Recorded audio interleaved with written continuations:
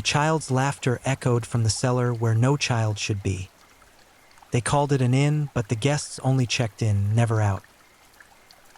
Welcome to True Crime Headquarters, where the stories get darker and the truth cuts deeper. I'm glad you're here.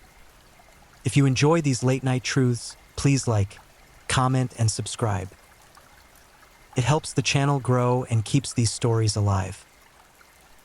This is the story of the Bender family, America's first serial-killing family. Now relax, take a deep breath, and let's begin. Don't forget to subscribe if you haven't already. The Kansas prairie stretched endless and unforgiving in 1870, a landscape where civilization's grip weakened with every mile. Out here, travelers vanished regularly, swallowed by storms, claimed by illness, lost to the brutal indifference of the frontier.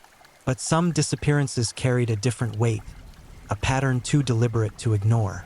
Tonight, we're tracking a family that didn't just survive on the American frontier, they hunted it. And when the law finally came knocking, these predators did what predators do best. They disappeared into the very darkness they'd created, leaving behind a graveyard that would haunt Kansas forever.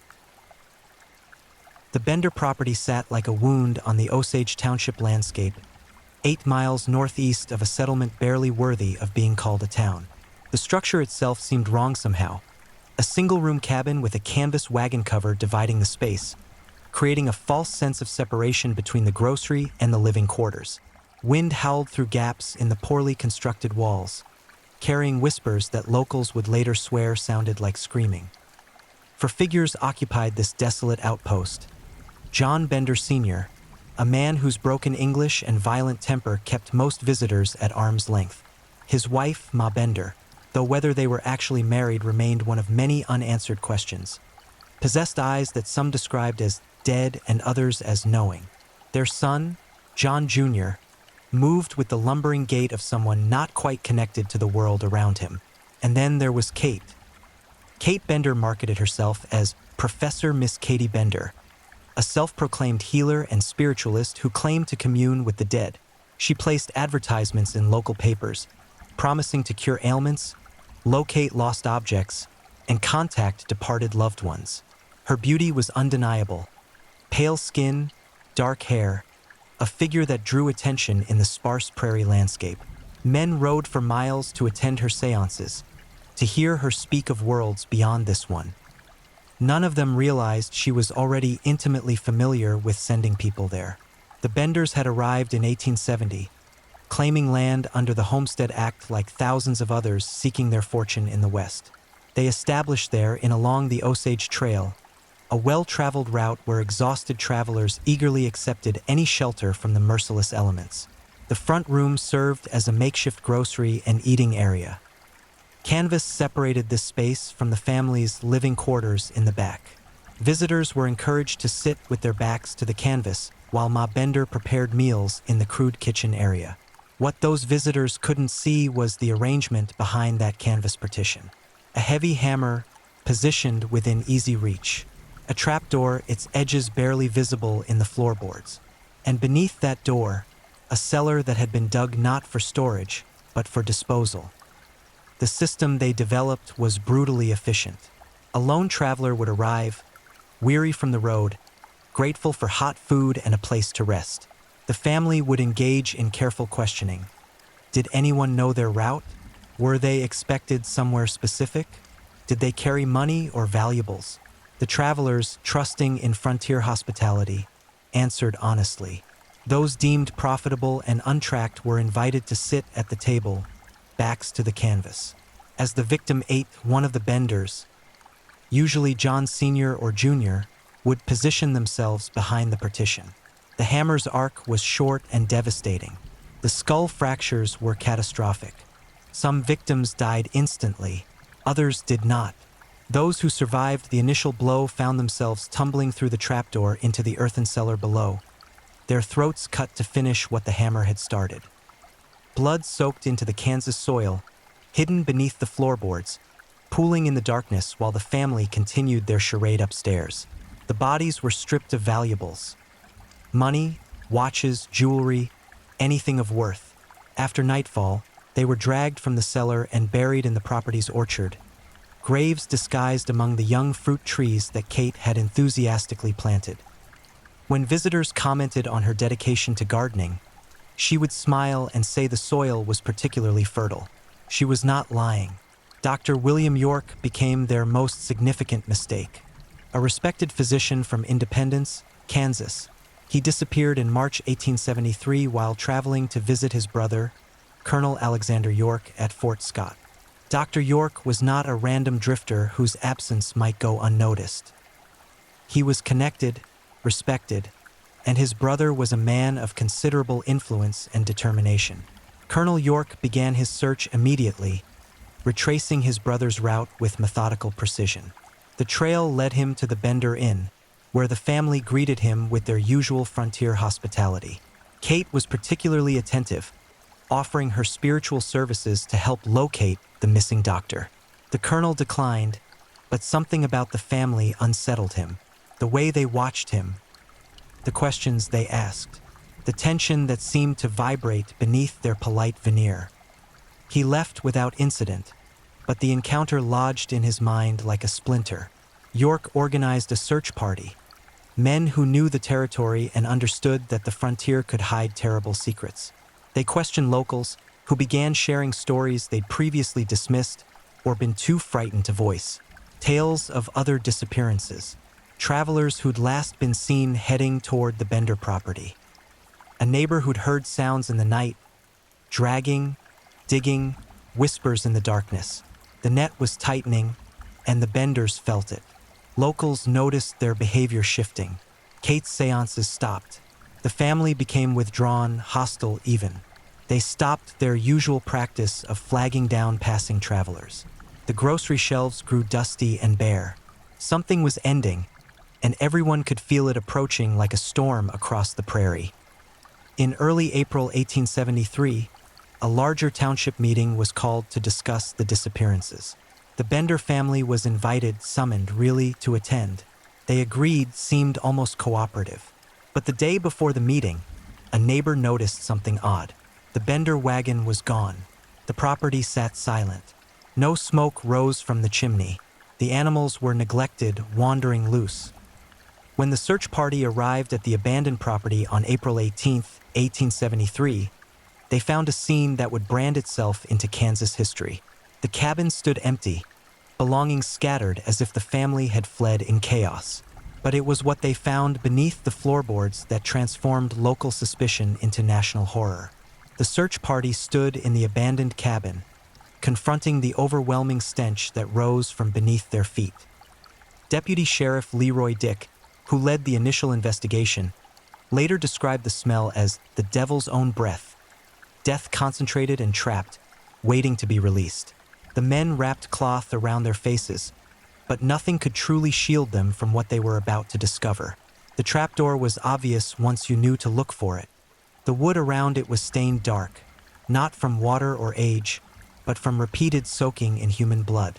The hinges, crude but functional, lifted easily. The ladder descended into absolute darkness, a throat leading into the earth itself. Deputy Dick climbed down first, lantern extended, and his strangled cry brought the others rushing to the opening. The cellar measured roughly 8 feet square, walls composed of hard-packed dirt. The floor was sticky, congealed with layers of blood that had pooled and dried and been covered by fresh blood countless times. Handprints smeared the walls. Desperate, clawing marks where victims had tried to climb out. Nails broken and scraped down to nothing against the unforgiving earth. Hair clung to rough patches of stone. Fragments of cloth, buttons, a child's shoe. But the bodies were elsewhere. The orchard had seemed like such a charming addition to the property. Kate had planted the trees herself, talking enthusiastically about future harvests, about how the fruit would sustain them through harsh winters. Neighbors had admired her foresight, her dedication to cultivation. Now, those same neighbors stood among those trees with shovels and mounting dread. The first grave revealed itself quickly. The soil was disturbed, settling differently than the surrounding earth. Dr. William York lay face down, skull shattered, throat cut with such force that he'd nearly been decapitated. His pockets were turned out, valuables long since taken. But it was his position that told the true story. Body contorted, limbs twisted at unnatural angles, suggesting he'd been alive when thrown into the cellar, still conscious when the knife finished the hammer's work. They found 10 more bodies in the orchard, though the number would remain disputed for decades. Some were little more than skeletal remains, buried long enough that identification became impossible. Others were recent enough that families could claim them, could finally know the fate of loved ones who'd vanished along the Osage Trail. An 8-year-old girl lay curled in the earth, positioned as if sleeping. She was later identified as the daughter of George Lawnshare, a man whose body was found nearby. The child's skull bore the same devastating hammer fractures as the adult's. No exceptions were made for age or innocence, only for the weight of the valuables carried.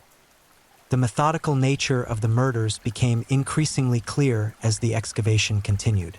This wasn't passion or rage. This was commerce.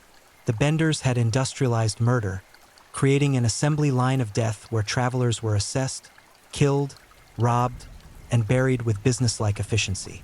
Estimates suggested they'd murdered at least a dozen people, possibly twice that number. Some historians believe the true count reached 20 or more, with bodies carried off and disposed of elsewhere, graves scattered across the Kansas prairie beyond the property's boundaries. News of the discoveries spread across America like wildfire. Newspapers from New York to San Francisco ran headlines about the Bloody Benders, the Kansas murder family, the Inn of Death. Illustrations depicted Kate as a seductress luring men to their doom, though the reality was far more mundane and terrifying. A family treating murder as simply another frontier industry, no different than farming or trading. The public reaction was volcanic. Thousands descended on the Bender property, souvenir hunters who stripped the cabin bare, taking everything from floorboards to pieces of canvas, morbid trophies of America's first serial-killing family. The orchard became a grotesque tourist attraction, visitors posing among the graves, picnicking on grounds soaked with victims' blood. Entrepreneurs sold photographs, wrote pamphlets, turned horror into profit. But the Benders themselves had vanished completely. Colonel York, devastated by the confirmation of his brother's murder, poured his considerable resources into the manhunt. Wanted posters plastered every town from Kansas to California, offering rewards that grew to $500 per family member, an enormous sum that attracted every bounty hunter, lawman, and opportunist in the country. Reported sightings came from everywhere. The Benders were spotted in Texas, seen boarding a train to Mexico, hiding in New York, dead in a shootout in Oklahoma. Every lead dissolved into nothing. Some witnesses claimed to have seen all 4 together, others only Kate or the men. The accounts contradicted each other wildly, creating a fog of misinformation that obscured any legitimate trail. Theories multiplied like prairie weeds.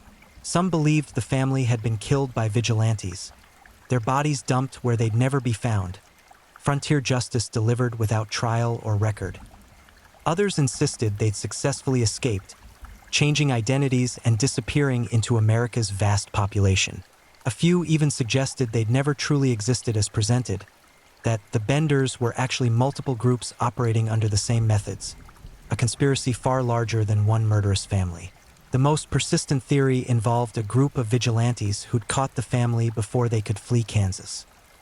According to these accounts, the Benders were dragged from their wagon in the dead of night, tortured for information about additional victims, then executed and burned, their ashes scattered to prevent any grave from becoming a dark shrine. These stories were told in whispers, usually by men who claimed to know someone who'd participated, but never by anyone willing to testify under oath. Decades later, deathbed confessions would emerge. Old men claiming they'd been part of the vigilante group, that they'd helped kill the Benders and kept silent for 50 years. But these confessions were never verified, never supported by physical evidence. They might have been true. They might have been the fantasies of dying men seeking significance or absolution. The one certainty was that the Benders were never officially apprehended, never tried, never faced legal justice for the murders they'd committed. The Bender property should have been burned, exorcised, erased from the Kansas landscape. Instead, it became a monument to America's dark fascination with murder. The cabin, picked clean by souvenir hunters, eventually collapsed under the weight of prairie winters and neglect. But the land itself retained its reputation, its history soaked into the soil alongside the victim's blood. Locals avoided the property after dark. Travelers gave it wide berth. Stories began circulating almost immediately, ghost stories, because what else could fill the void left by the family's escape? People reported seeing lights in the orchard at night, moving between the trees where bodies had been buried. A woman's figure, beautiful and pale, standing at the roadside as if waiting for travelers who would never come. The sound of hammers striking, rhythmic and terrible, echoing across the empty prairie. Screaming from beneath the earth, desperate pleas from victims who were decades dead but couldn't seem to leave. A family attempted to homestead the property in 1875, drawn by cheap land and apparently unbothered by its history. They lasted 3 weeks. The wife reported being unable to sleep, plagued by nightmares of drowning in blood, of walls closing in. Their livestock refused to graze near the orchard. The husband, a practical man who dismissed supernatural explanations, nonetheless found himself unable to shake the feeling of being watched, of malevolent presence saturating every corner of the land. They abandoned the property in the middle of the night, leaving most of their belongings behind in their haste to escape. When asked what finally drove them away, the wife would only say, "The ground is hungry there. It wants more." The property changed hands repeatedly over the following decades, each owner confronting the same inexplicable difficulties. Crops failed in soil that should have been fertile. Animals sickened or escaped. Buildings constructed on the land suffered from structural problems that defied explanation. Foundations cracking, walls developing fissures, doors that wouldn't stay closed or couldn't be opened. But the true legacy of the Benders extended far beyond their property's cursed reputation. They'd exposed something fundamental about the American frontier, about the darkness that could flourish in isolation and anonymity. The West was being sold as a land of opportunity, of fresh starts and honest labor. The Benders proved it could also be a hunting ground, where predators could operate freely and victims disappeared into vast, indifferent spaces. Law enforcement infrastructure in frontier regions was virtually non-existent. Counties were enormous, sheriff's departments understaffed and underfunded. Communication between jurisdictions was slow and unreliable. A murderer could kill in Kansas, flee to Oklahoma or Nebraska, and effectively disappear. The Benders understood this, exploited this, and when they vanished, they demonstrated just how easily it could be done. The case prompted significant changes in how missing persons were tracked and investigated. Kansas established better record-keeping systems, improved communication between law enforcement agencies, created registries for travelers and strangers passing through communities. Other states followed suit, though many of these reforms took years to implement fully. Kate Bender, in particular, captured public imagination in ways that transcended the actual crimes. She became an archetype, the beautiful killer, the femme fatale of the frontier. Dime novels romanticized her, transforming a brutal murderer into a tragic anti-heroine, a woman driven to violence by circumstances or corruption. These fictional accounts bore little resemblance to reality, but they sold spectacularly well. Plays were written about the Bender family, performed in theaters across the country. Most focused on Kate, portraying her as everything from a victim of her family's evil to a supernatural seductress with hypnotic powers. The real Kate, whoever she actually was, whatever motivated her participation in the murders, was lost beneath layers of mythology and exploitation. Academic interest in the case grew over time. Criminologists studied the Benders as early examples of serial killers operating as a family unit, analyzing their methods and motivations. Psychologists debated whether the family members were all equally culpable or if some were dominated by stronger personalities. Historians examined the case as a lens into frontier justice, lawlessness, and the mythology of the American West. Physical evidence from the case was scattered or destroyed. The cabin's remains were eventually cleared away. The orchard trees died or were cut down. The cellar was filled in, though its exact location remained known to locals who would point it out to curious visitors. Items claimed to be Bender artifacts appeared in museums and private collections, though authenticity was often impossible to verify. The hammer, or a hammer purported to be the murder weapon, surfaced in various locations over the years. Each time, experts examined it, tested it, and usually concluded it was either a replica or an ordinary tool from the period with no definitive connection to the crimes. The real murder weapon, if it still existed, remained lost. Photographs claiming to show the Bender family circulated widely, though verification was problematic. Photography was still relatively rare in frontier Kansas in the early 1870s, and no confirmed, authenticated photograph of all four family members together has ever been established.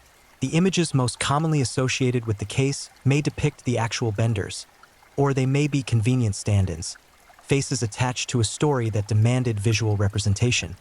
Descendants of victims carried the legacy forward through generations. The York family never abandoned their quest for information about the Benders' fate. Each new reported sighting, each rumor of discovery, brought renewed hope that justice might still be served. But decade followed decade, and the Benders remained ghosts, present in story and speculation, absent from any courtroom or prison. The 20th century brought new technology, new investigative methods. In the 1960s, researchers attempted to use ground-penetrating radar on the former Bender property, hoping to discover additional graves, perhaps even the bodies of the Benders themselves if the vigilante execution theory held truth. The results were inconclusive, the earth disturbed by too many subsequent excavations to yield definitive answers. Modern forensic techniques could potentially solve remaining mysteries if applied to properly preserved evidence. DNA analysis might identify unknown victims, confirm or refute relationships between the family members, even trace descendant bloodlines. But the necessary samples don't exist. Bodies were buried by grieving families. Evidence was lost to time and souvenir hunters. The Benders themselves left nothing behind that could be definitively tested. The case file, such as it exists, lives in archives and historical societies. Researchers still comb through documents, searching for overlooked details, connections that might finally explain where the family went or reveal additional victims. Occasionally, new information surfaces, a diary entry, a letter, a news clipping that provides fresh perspective. But the core mystery endures, preserved in amber like the property's dark reputation. The question that haunts every examination of the Bender case isn't just where they went. It's how many others like them existed, undetected and unremembered. The frontier was vast, record-keeping was sporadic, and people disappeared regularly for entirely mundane reasons. How many other inns dotted the landscape? How many other families looked at passing travelers and saw only opportunity? Statistical analysis of missing persons reports from frontier states in the 1870s reveals disturbing patterns. Clusters of disappearances along certain routes, areas where travelers vanished at rates that exceeded even the brutal norms of frontier life. Most of these were never investigated thoroughly. Most were attributed to the expected hazards, weather, illness, accidents.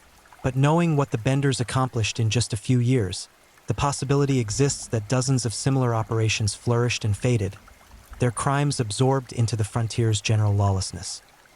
The Bender case established templates that appeared in subsequent American serial murder cases. The friendly facade hiding homicidal intent.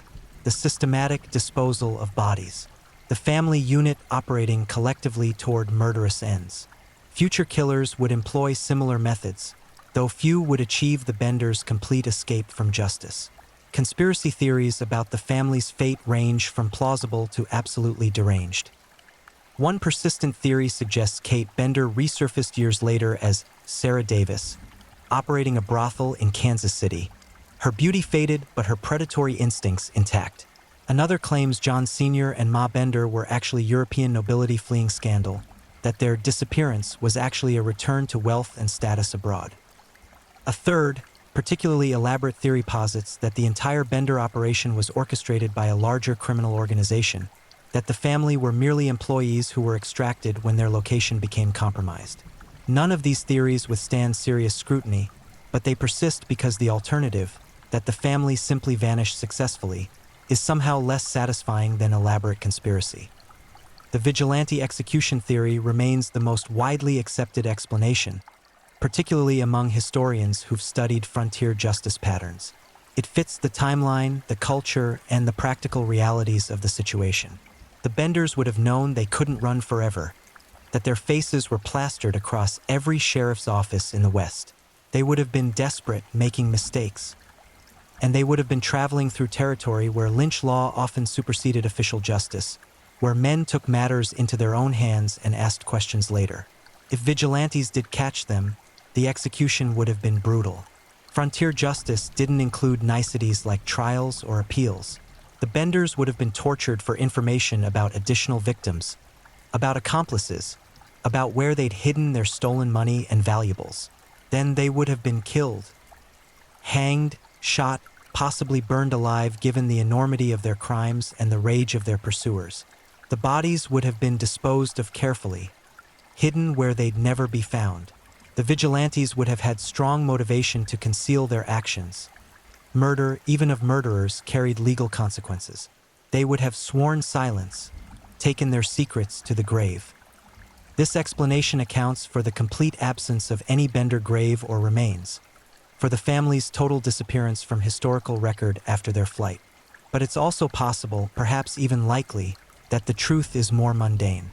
The Benders might have successfully fled to a large city, changed their names, and disappeared into America's growing urban population. Kansas City, St. Louis, Chicago, any of these could have sheltered them. Without photographs or fingerprints, without modern identification systems, they could have assumed new identities and lived out their lives in anonymity. Kate might have married, raised children, died of old age surrounded by family who never knew she'd once lured travelers to their deaths. John Sr. and Ma could have operated a simple business, blending into immigrant communities where questions about the past weren't asked. John Jr., with his limited intelligence, might have worked as simple labor, his violent history unknown to employers and colleagues. This possibility is perhaps more disturbing than any execution theory. The idea that they escaped completely, that they never faced any consequence beyond the inconvenience of relocation, that they might have died peacefully while their victims rotted in unmarked prairie graves. It violates our sense of justice, our need for closure and accountability. The property itself was eventually reclaimed by agricultural interests. The orchard was plowed under, the ground where victims had been buried integrated into ordinary farmland. Wheat and corn grew there, fed by soil enriched with human remains, harvested and consumed by people who had no idea of the land's history. The location is known to historians and true crime enthusiasts, but there's no marker, no monument. Just Kansas earth, indistinguishable from the thousands of miles of prairie surrounding it. Attempts to create memorials for the victims have been complicated by identification issues. Several of the bodies excavated from the orchard were never identified, their names lost to history along with the Benders themselves. They're remembered collectively now, anonymous victims of America's first serial killing family, their individual stories erased by the very criminals who took their lives.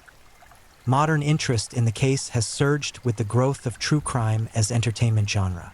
Podcasts, documentaries, books, the Bender family has been examined and re-examined, their story told and retold, each iteration adding new theories or discrediting old ones.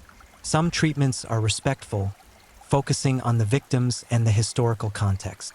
Others sensationalize, transforming tragedy into entertainment, the Benders into anti-heroes or folk villains. Kate remains the central figure in most retellings, her gender and reported beauty making her a more marketable subject than her male relatives. This focus, while understandable from an entertainment perspective, distorts the reality of the crimes. The murders were a family enterprise, with all 4 members participating and benefiting. Romanticizing Kate as a tragic figure or supernatural entity diminishes the calculated, commercial nature of the killing. Archaeological interest in the site has been frustrated by the property's century and a half of subsequent use. The exact boundaries of the original Bender claim are disputed. The cellar's location, while generally known, has been obscured by grading and farming.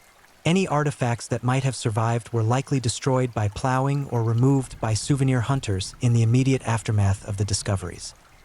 In 2023, exactly 150 years after the Bender's disappearance, renewed interest in the case prompted calls for a comprehensive archaeological survey of the property.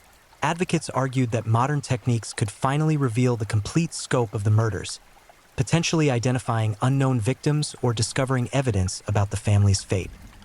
But landowners, understandably weary of their property's dark reputation and concerned about the disruption such a survey would cause, have generally refused permission. The case file technically remains open in Kansas law enforcement records, though no active investigation has occurred in decades. It's a formality more than anything else. The statute of limitations would have expired even if the Benders were somehow discovered alive today. But that open status carries symbolic weight, a refusal to officially declare the case closed, to admit defeat in bringing the family to justice. What we're left with is a story that refuses closure, a mystery preserved by its own insolubility. The Benders operated during a unique moment in American history. The frontier was lawless enough for their crimes to flourish, but civilized enough that their discovery sparked national outrage. They killed during a period when documentation was sparse but not non-existent, leaving just enough evidence to confirm their crimes but not enough to track their flight.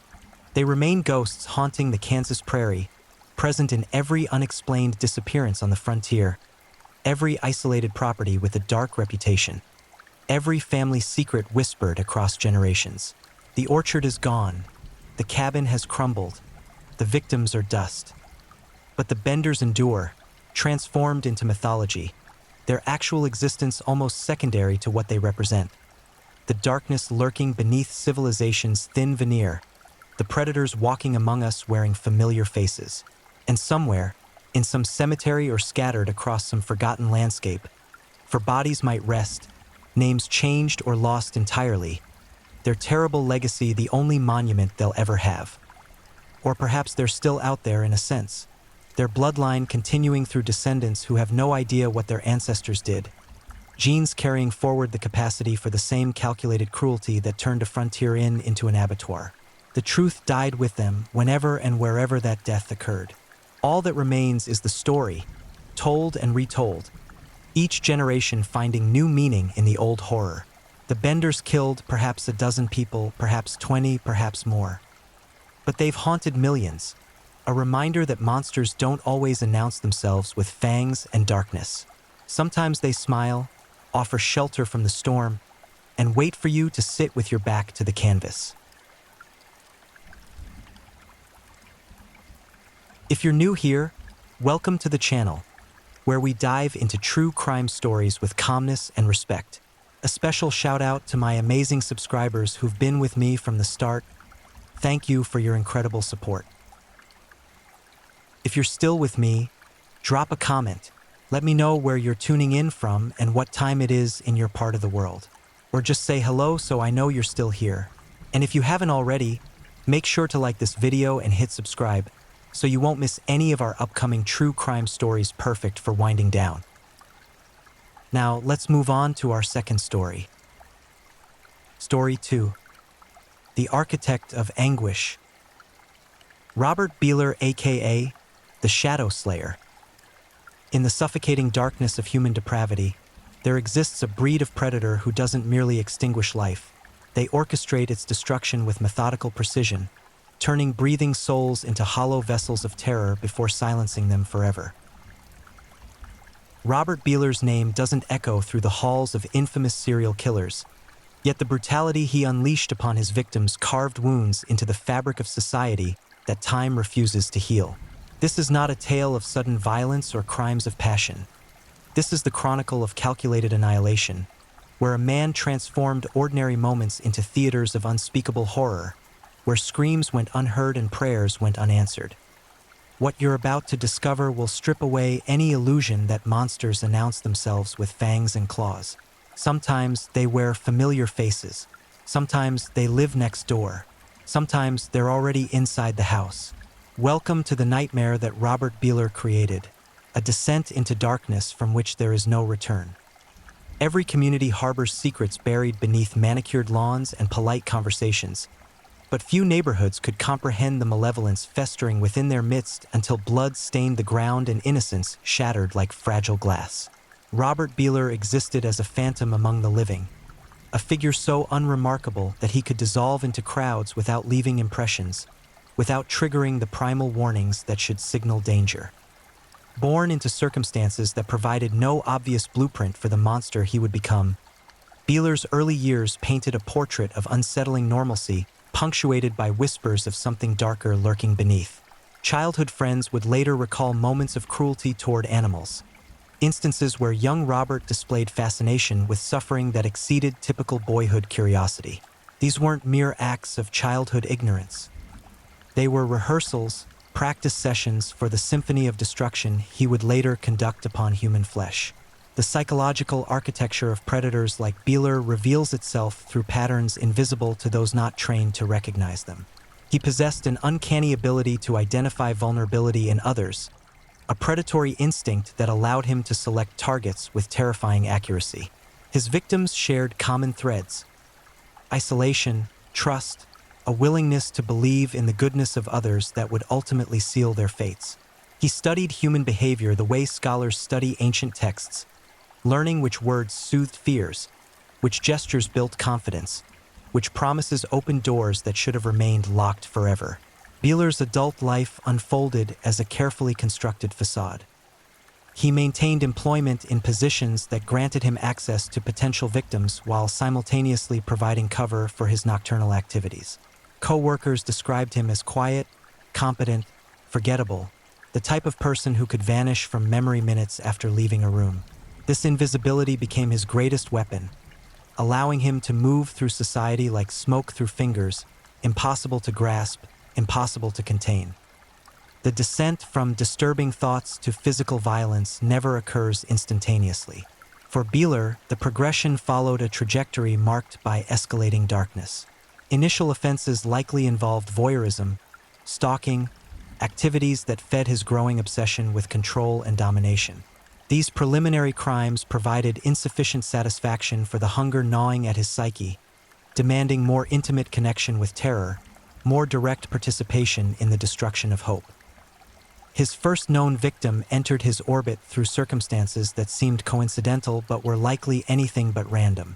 Beeler had developed skills in manufacturing opportunities that appeared natural, creating scenarios where isolation and vulnerability intersected. The victim, whose name deserves to be spoken with reverence rather than linked eternally to her destroyer, encountered Beeler during what should have been an ordinary interaction. Perhaps she needed assistance. Perhaps he offered help that seemed genuine. Perhaps she made the fatal error of believing that danger announces itself with obvious warnings. What transpired in the hours following their encounter defies comfortable description. Beeler transported his victim to a location he had prepared in advance, a space removed from civilization's protective gaze, where screams would echo only off uncaring walls. The preparation itself speaks volumes about his methodical nature. This was not impulsive violence but calculated torture. He had assembled tools that served no purpose beyond inflicting agony, had created an environment where hope could be systematically dismantled. The physical violation began with restraints that prevented any possibility of escape or defense. Beeler's approach combined psychological torture with physical brutality, ensuring his victim experienced every molecule of terror he wished to inflict. He spoke to her, not with rage but with chilling calmness, explaining what would happen, describing in meticulous detail the suffering she would endure. This verbal component of his assault served to magnify her fear, transforming the experience from purely physical trauma into existential horror. The actual methods of killing demonstrated both creativity and cruelty. Beeler employed techniques that maximized suffering while prolonging consciousness, ensuring his victims remained aware throughout their ordeal. Strangulation featured prominently in his methodology. Not the quick snapping of necks seen in action films, but slow, deliberate compression that allowed brief moments of desperate breathing before pressure resumed. He would pause, allowing hope to flicker before extinguishing it again, playing with life the way a cat toys with wounded prey. Cutting instruments came next in his arsenal of atrocities.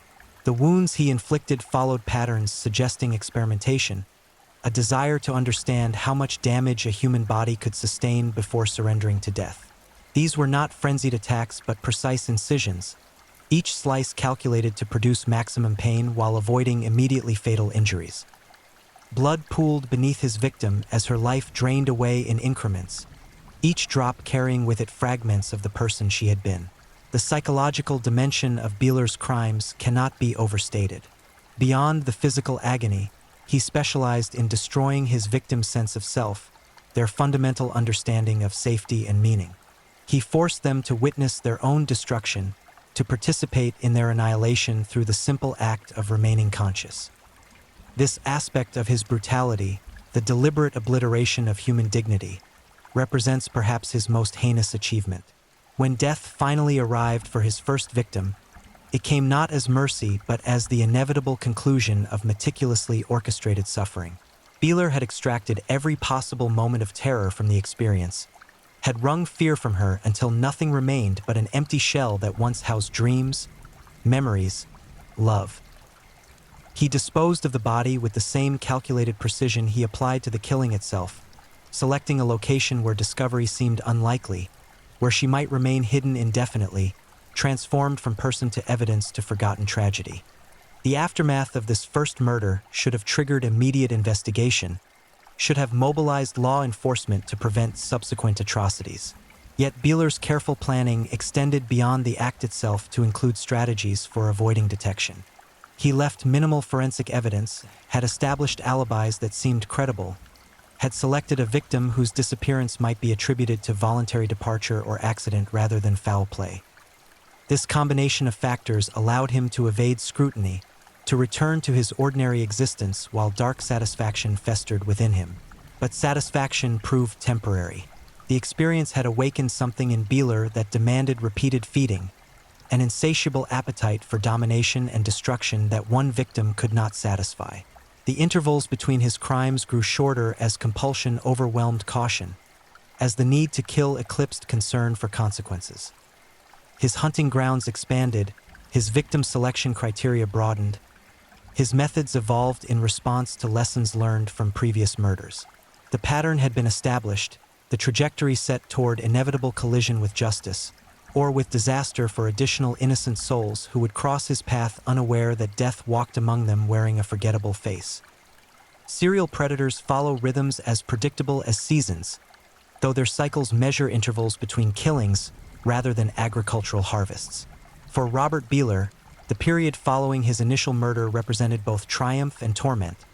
Triumph in successfully executing his dark fantasy without immediate consequences, torment in the relentless psychological pressure demanding repetition. The human mind possesses remarkable capacity for normalizing abnormality, for transforming monstrous acts into routine behaviors through repetition and rationalization. Beeler's second victim emerged from the shadows of everyday existence approximately 6 months after the first. This timeline suggests significant restraint for someone driven by compulsions as powerful as those gripping him, indicating either unusual self-control or periods of intense planning between attacks. The victim, another soul whose identity deserves preservation beyond her association with horror, encountered Beeler through circumstances eerily similar to his first target. This repetition of pattern would eventually contribute to his identification, but in these early stages, law enforcement lacked sufficient data to recognize the emerging signature. The abduction occurred with practiced efficiency. Beeler had refined his approach, eliminating unnecessary risks while maintaining effectiveness. His chosen location for this second killing differed from the first, a precaution suggesting awareness that repeated use of the same site increased discovery risk. He had secured an abandoned structure on the periphery of industrial zones, a place where human presence was sufficiently rare that screams would attract no attention, where the stench of death might dissipate before anyone ventured close enough to investigate. What transpired within those walls during the hours preceding this victim's death involved escalation beyond what he had inflicted previously. Beeler had spent months replaying his first murder in obsessive detail, identifying aspects he wished to prolong or intensify, imagining variations on themes of suffering. This second victim became the canvas upon which he painted these refined techniques, the laboratory subject for his experiments in maximizing human anguish. Restraints again featured prominently, but with modifications. Rather than simple bindings, he employed configurations that forced his victim into positions that became increasingly painful over time, transforming the body itself into an instrument of torture. Suspended with arms stretched overhead, the victim's own weight created mounting pressure on shoulders and spine, generating agony that intensified with each passing minute without requiring Beeler's active participation. This allowed him to focus attention on other forms of torment while gravity served as co-conspirator in her suffering. The psychological warfare he waged expanded significantly in this second encounter. Beeler had recognized during his first killing that the mind could be weaponized against itself, that victims could be made to amplify their own terror through manipulation of hope and despair. He therefore alternated between moments of apparent mercy, loosening restraints slightly, offering water, speaking in soothing tones, and renewed brutality. This emotional whiplash prevented his victim from finding any stable psychological footing, from marshaling mental defenses against the onslaught. She existed in perpetual state of uncertainty, never knowing whether the next moment would bring relief or renewed horror. The physical violations grew more elaborate and disturbing.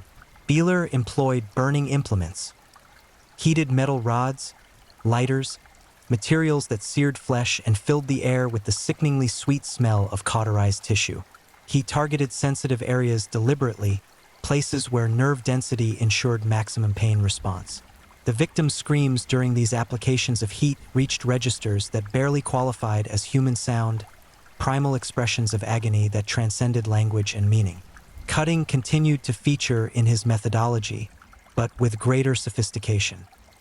He had studied anatomy between murders, educating himself on pain pathways, blood vessel locations, optimal depths for creating suffering without immediately fatal consequences.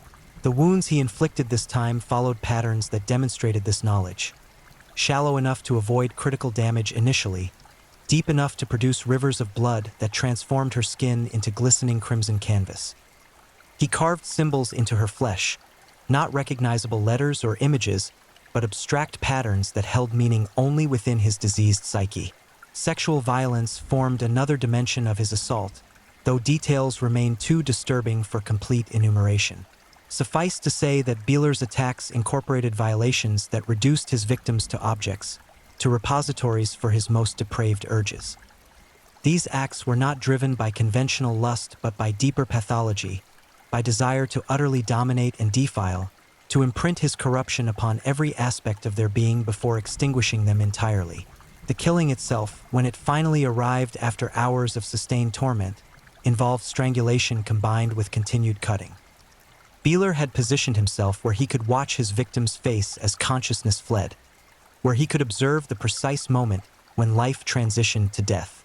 He applied pressure to her throat while simultaneously inflicting wounds to her torso, creating a horrific synergy of suffocation and hemorrhage. Her body convulsed in its final moments, systems shutting down in cascade as oxygen deprivation and blood loss combined to overwhelm all biological functions. The light faded from her eyes while Beeler stared intently, absorbing every nuance of her transition from living person to corpse. Disposal of this second body demonstrated increased carelessness born of growing confidence. Rather than careful concealment, Beeler left the remains in a location where discovery seemed merely delayed rather than prevented. Whether this reflected subconscious desire for recognition or simple arrogance remains debatable, but the decision would prove significant as the body was discovered within days, triggering intensive investigation. The discovery initiated law enforcement response that would eventually culminate in Beeler's capture, though the path from crime scene to arrest proved neither direct nor swift. Initial forensic analysis revealed disturbing details about the victim's final hours. The variety of injuries, the timeline of infliction, the evidence of prolonged torture before death. Medical examiners reconstructed a nightmarish narrative from the physical evidence, understanding that this victim had endured suffering beyond what most humans could imagine experiencing. Simultaneously, Beeler was already hunting his third target. The appetite he had hoped to satisfy through killing had only intensified with feeding, transforming him into something barely human, driven entirely by compulsions he no longer attempted to resist. The intervals between murders contracted further as escalating need overwhelmed diminishing inhibition. Where 6 months had elapsed between the first and second killings, only 6 weeks separated the second and third. This third victim represented yet another refinement of his selection process. Beeler had identified someone particularly vulnerable, someone whose disappearance might be attributed to voluntary departure or might simply go unreported due to social isolation. He had become sophisticated in identifying society's forgotten individuals, those whose absence would trigger minimal alarm, who existed on the periphery where shadows deepen and concern fades. The abduction occurred with terrifying efficiency, refined through repetition into streamlined process. Within hours, Beeler had transported his victim to yet another prepared location, his collection of killing grounds suggesting extensive advanced planning and reconnaissance. This particular site, a rural property abandoned years earlier, offered even greater isolation than previous locations, allowing him to inflict torments without any time pressure, without concern that screams might carry to nearby ears. What followed during the ensuing days, yes, days rather than mere hours, represented the fullest expression of Beeler's sadistic pathology. He had learned through previous experiences how to sustain life while inflicting maximum suffering, how to bring victims to the brink of death before pulling them back for additional torture. This third victim endured a prolonged nightmare that stretched across multiple days and nights, periods of unconsciousness providing only temporary respite before fresh agonies dragged her back to terrible awareness. Law enforcement agencies confronting serial predators face challenges that extend beyond merely identifying suspects. They must navigate public fear, media pressure, internal resource limitations, and the psychological toll of immersing themselves in humanity's darkest manifestations. As evidence accumulated linking multiple murders to a single perpetrator, investigators found themselves racing against invisible clock, knowing that each passing day might herald discovery of another victim, another family destroyed, another community fractured by violence. The task force assembled to pursue Beeler brought together specialists from multiple jurisdictions, pooling expertise in forensic analysis, criminal profiling, and investigative technique. They established Operations Center where photographs of victims lined walls, where timelines charted the progression of attacks, where profilers constructed psychological portraits of the killer based on crime scene evidence and methodologies employed.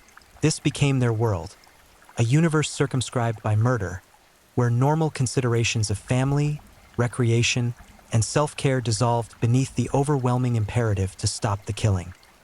Meanwhile, Beeler continued his depredations with accelerating frequency.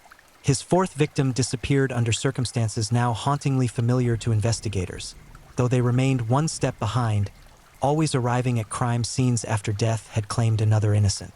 This fourth murder demonstrated further evolution in his techniques, incorporation of new torments that reflected his expanding imagination for inflicting suffering. The victim, a young woman whose dreams and aspirations deserved better fate than becoming footnote in Chronicle of Atrocity, experienced horrors that included prolonged sensory deprivation combined with physical torture.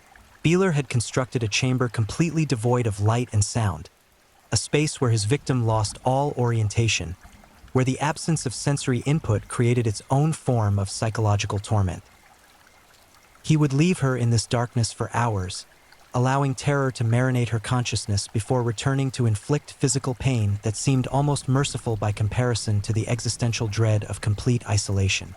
When he finally killed this fourth victim, the method involved drowning combined with cutting. He filled a container with water and repeatedly submerged her face while simultaneously inflicting wounds to her body.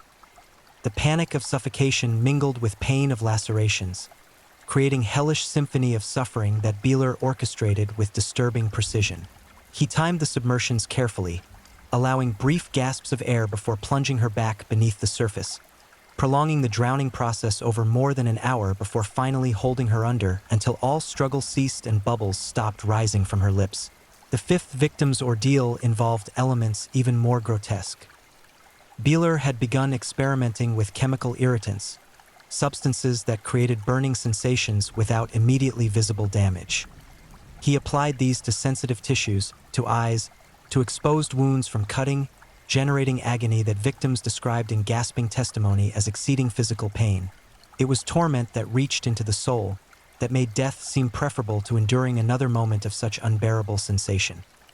This victim's screams, according to later forensic analysis of the scene, had been so prolonged and intense that her vocal cords showed evidence of damage from sustained shrieking.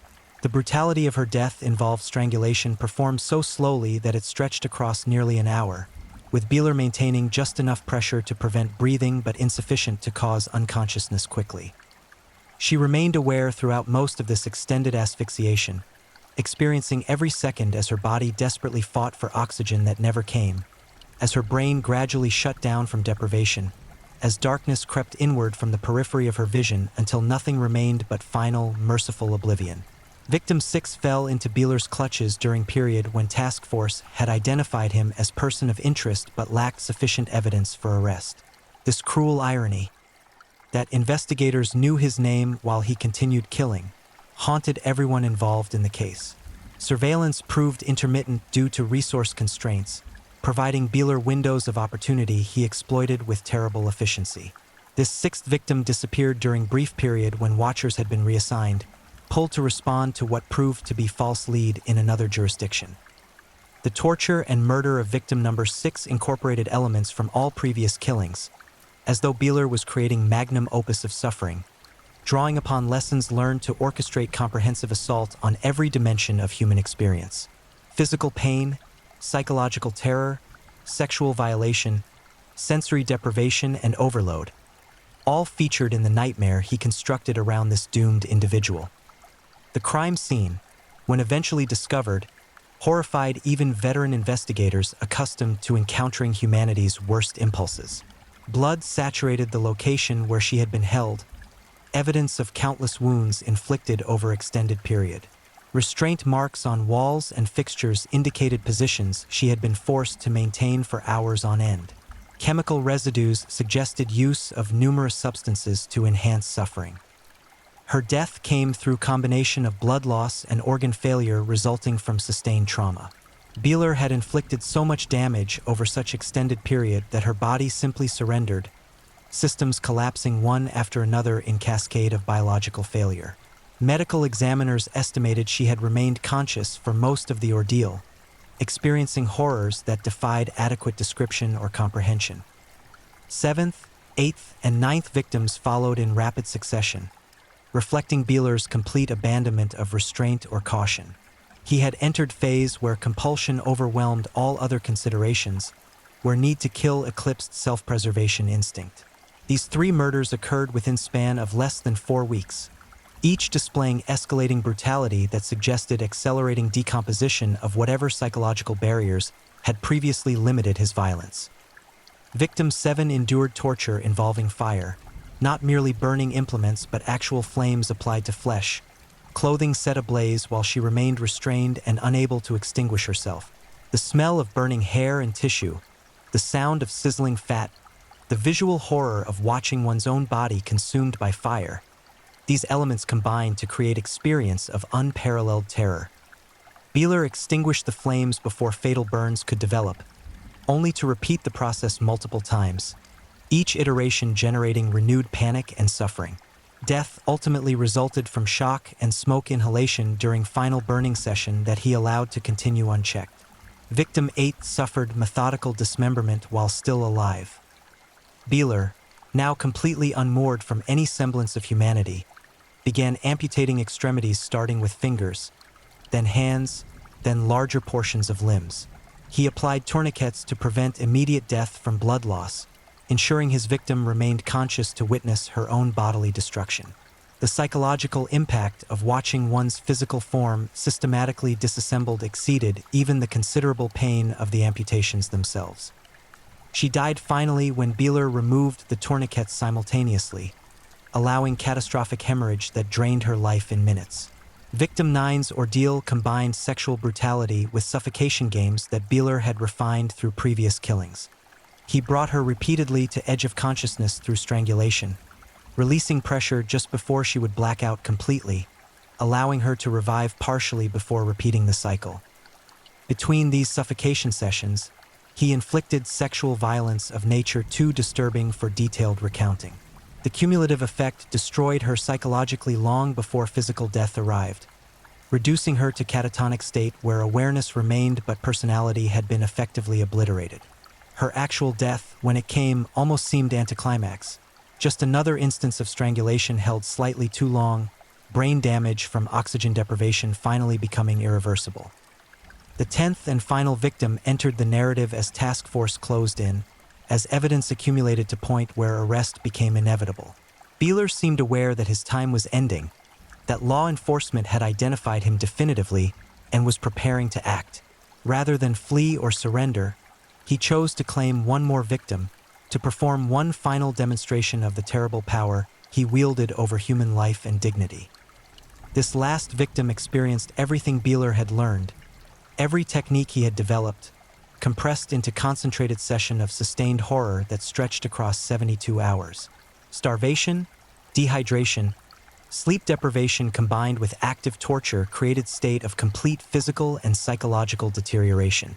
When rescuers finally reached her, and yes, miraculously, this final victim survived long enough for rescue, they discovered someone barely recognizable as human, reduced to fundamental core of suffering with all other aspects of selfhood stripped away. The arrest of Robert Beeler occurred not with dramatic confrontation but through methodical application of investigative resources and modern forensic science. Task Force had accumulated overwhelming evidence linking him to multiple murder scenes through DNA, fiber analysis, and digital footprints he had believed erased.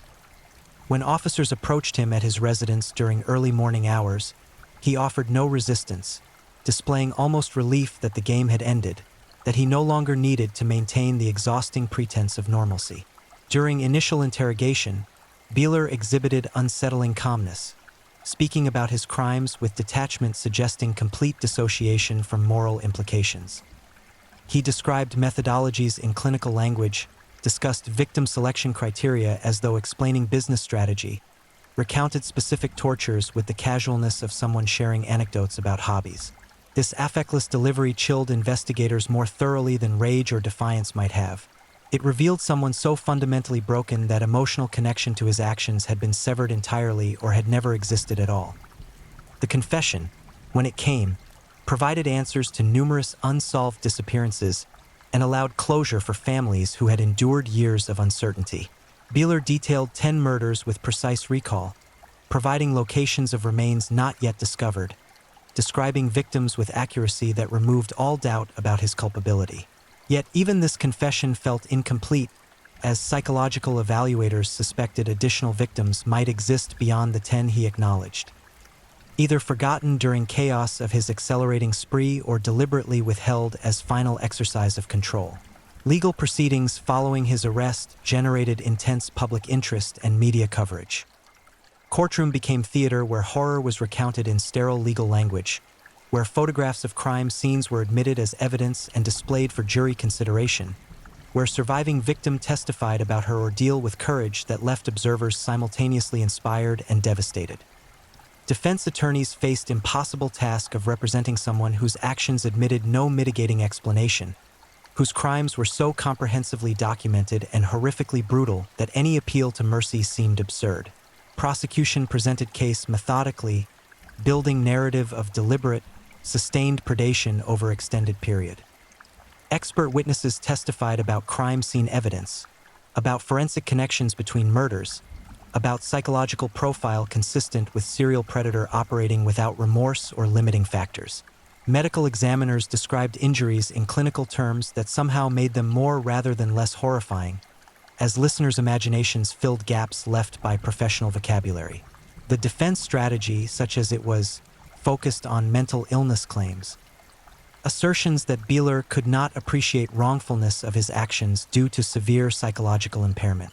This approach foundered against evidence of extensive planning, of methodical victim selection, of consistent attempts to avoid detection that demonstrated clear understanding of legal and moral boundaries he was transgressing. Psychiatric experts for prosecution testified that while Beeler certainly suffered from profound pathology, he retained capacity to distinguish right from wrong and to control behavior when circumstances required.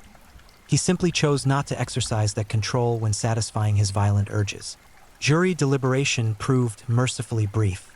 After weeks of testimony describing suffering almost beyond human comprehension, 12 citizens required fewer than 3 hours to reach unanimous verdict. Guilty on all counts, including 10 charges of first-degree murder with special circumstances of torture, multiple murders, and lying in wait. The courtroom erupted not with cheers, but with quiet sobbing as families of victims experienced bittersweet validation. Their loved ones' suffering had been acknowledged. Their killer would face consequences, yet nothing could restore what had been taken. Sentencing hearing provided opportunity for victim impact statements that laid bare the rippling consequences of Beeler's actions. Family members spoke of lives irrevocably altered, of children growing up without mothers, of parents burying offspring in violation of natural order, of siblings haunted by knowledge of their loved one's final hours. The sole surviving victim delivered testimony that showcased remarkable resilience while also revealing deep scars that would never fully heal. Physical injuries had eventually mended, but psychological wounds remained raw, triggering nightmares and panic attacks that ambushed her without warning years after her ordeal.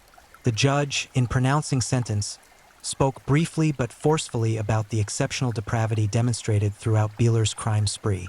The court imposed 10 consecutive life sentences without possibility of parole, ensuring Beeler would never again walk freely among potential victims.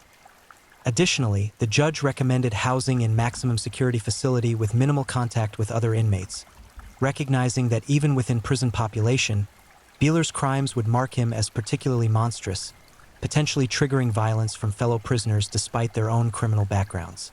The aftermath of Beeler's conviction extended far beyond courtroom. Law enforcement agencies conducted extensive reviews of investigative procedures, identifying failures that had allowed him to continue killing even after initial victims had been discovered. While investigators had worked diligently within existing resources and protocols, systemic issues emerged regarding information sharing between jurisdictions, about prioritization of serial predator cases, about training in recognizing patterns that might indicate linked crimes. These reviews generated policy changes intended to prevent future predators from exploiting gaps in communication and coordination. Communities affected by Beeler's murders struggled with collective trauma that persisted long after his incarceration. Support groups formed for families of victims, for survivors of attempted attacks, for neighbors who had unknowingly lived near the killer and grappled with disturbing questions about their own safety and perception. Mental health professionals noted increased demand for services related to trauma processing, to fear management, to existential questions about evil and meaninglessness that such crimes inevitably provoke. Academic analysis of the Beeler case contributed to evolving understanding of serial predators and effective response strategies. Criminal psychologists studied his progression from initial murder through escalating brutality, examining factors that might have enabled earlier intervention. Forensic specialists analyzed evidence collection and processing procedures, identifying techniques that had proven effective in building the case against him. Law enforcement trainers incorporated lessons from the investigation into curricula designed to prepare future investigators for confronting similar challenges. For families of victims, no amount of justice could truly provide closure. That term itself seemed inadequate to describe the process of learning to carry grief that never fully subsides. Yet many found purpose in advocacy, in working to strengthen laws protecting potential victims, in supporting organizations dedicated to solving cold cases and identifying remains of unknown victims. Their loved ones' deaths, while tragic and unjust, became catalysts for changes that might prevent future suffering. Small consolation, perhaps, but meaningful nonetheless. Beeler himself disappeared into prison system where he would spend remaining decades of existence in environment designed to contain rather than rehabilitate. Reports from correctional facilities indicated he adapted to incarceration with minimal difficulty, maintaining the same unsettling calmness that had characterized his demeanor throughout arrest and trial. He refused most interview requests from researchers and media, occasionally granting access to those he deemed sufficiently respectful of his intelligence. These rare conversations revealed someone still fundamentally incapable of genuine remorse, who intellectually understood that society condemned his actions but emotionally remained disconnected from their moral weight. The question of why Beeler developed into the monster he became, why certain individuals embrace rather than resist violent impulses, why some among us possess capacity for sustained cruelty that defies comprehension. These questions persist without satisfying answers. Nature and nurture both contributed to his formation, genetics and environment intertwining to produce someone fundamentally incompatible with civilized society. Understanding this provides cold comfort to those whose lives he devastated. Yet the search for answers continues, driven by desperate hope that comprehension might enable prevention. Years after his conviction, Beeler's name remains synonymous with particular brand of calculated cruelty, with methodical destruction of human dignity preceding death itself. His case appears in training materials, in academic literature, in true crime discussions as exemplar of serial predation driven by desire for absolute control and sadistic satisfaction. The victims' names, rightfully, are remembered separately and with honor, not primarily as casualties of his violence, but as individuals who lived full lives before encountering him, who possessed dreams and relationships and futures that he had no right to steal. The story of Robert Beeler ultimately serves as dark reminder that evil exists not as abstract concept, but as concrete reality embodied by individuals who walk among us. It illustrates the devastating consequences of psychological pathology left unrecognized and unchecked. Most importantly, it stands as testament to resilience of human spirit, to families who survived overwhelming grief, to investigators who immersed themselves in horror to achieve justice, to communities that refused to be permanently broken by trauma, and to the one survivor who reclaimed her life from the man who tried to destroy it. Their strength, not his weakness, defines the lasting legacy of these terrible events. In the end, darkness that Robert Beeler spread touched countless lives, but it could not, extinguish the light that persists in refusing to surrender to fear, in maintaining faith that justice matters, in insisting that every life holds value deserving of remembrance and respect. That truth, more than anything, ensures that while we remember the crimes, we honor the victims by living fully in defiance of the death and terror he attempted to normalize. If you're enjoying these stories, don't forget to leave a comment. I'd love to hear where you're tuning in from and what time it is in your part of the world. And if you haven't already, be sure to like this video and subscribe so you don't miss the next true crime story to help you drift off to sleep. Now, let's move on to our third story. Story 3. The Bird Case. The screams stopped exactly when the recording started, and that's when detectives knew they were already too late. What Jake Bird whispered to those lawmen in 1947 would kill 6 of them before the decade ended. We're tracking a predator who turned murder into machinery, a drifter whose shadow fell across 2 decades and left behind a trail that law enforcement is still counting. But when they finally caged this killer, he unleashed something far worse than confessions. He spoke a curse that harvested the living, and the men who heard it began dropping like flies. October 30th, 1947, Tacoma, Washington. The kind of autumn night where fog rolls thick off Commencement Bay and swallows entire neighborhoods whole. Bertha Klutt, 52 years old, wasn't expecting company. Neither was her daughter, Beverly June Klutt, 17 and bright-eyed with plans that stretched beyond their modest South Tacoma home on South Yakima Avenue. They were women accustomed to quiet evenings, to the rhythm of ordinary life in post-war America, where Victory Gardens still bloomed and rationing had only just released its grip on daily existence. The attack came with the suddenness of a sprung trap. No warning knock, no polite pretense, just the violent splintering of domesticity as Jake Bird forced his way through their door like a catastrophe taking human shape. He carried with him an axe. Not some crude implement grabbed in desperation, but a tool he'd transported with intention, its edge honed to brutal purpose. What happened inside that house over the next frenzied minutes would paint the walls with evidence of savagery that hardened detectives would later struggle to discuss without their voices breaking. Bird swung that axe with the methodical efficiency of a man chopping cordwood, except his targets screamed and pled and tried desperately to shield themselves with hands that splintered under the blade's descent. Bertha Clutt died in her own home, her skull shattered by repeated blows that spoke of rage beyond comprehension. The medical examiner would count the wounds later, each one catalogued with clinical precision that couldn't quite mask the horror of what those numbers represented. A human being reduced to evidence. A mother transformed into exhibit photographs that would haunt jury members for the rest of their lives. Beverly June fought. God, how she fought. 17 years old, and she fought for her life with everything her young body possessed. The crime scene told that story in ways words never could. Overturned furniture, defensive wounds carved deep into her forearms where she'd raised them against the descending axe, blood splatter patterns that mapped her desperate retreat through rooms that should have been sanctuary. She almost made it. Beverly June Clutt died on her own doorstep, having dragged herself that far despite injuries that should have killed her instantly. She bled out on the threshold between her home and the world beyond, close enough to the street that neighbors would later report hearing sounds they dismissed as Halloween pranks. Screaming, pleading, the wet, meaty thud of metal cleaving flesh. Just Halloween mischief, they'd thought. Just kids being kids. By the time those neighbors realized the sounds carried the weight of genuine terror, silence had already reclaimed South Yakima Avenue. The kind of silence that follows violence, thick and suffocating and wrong in ways that set teeth on edge even if you don't know why. Jake Bird fled the scene wearing the Clutt women's blood like a second skin. He didn't run far, didn't need to. Men like Bird had perfected the art of invisibility long before that October night.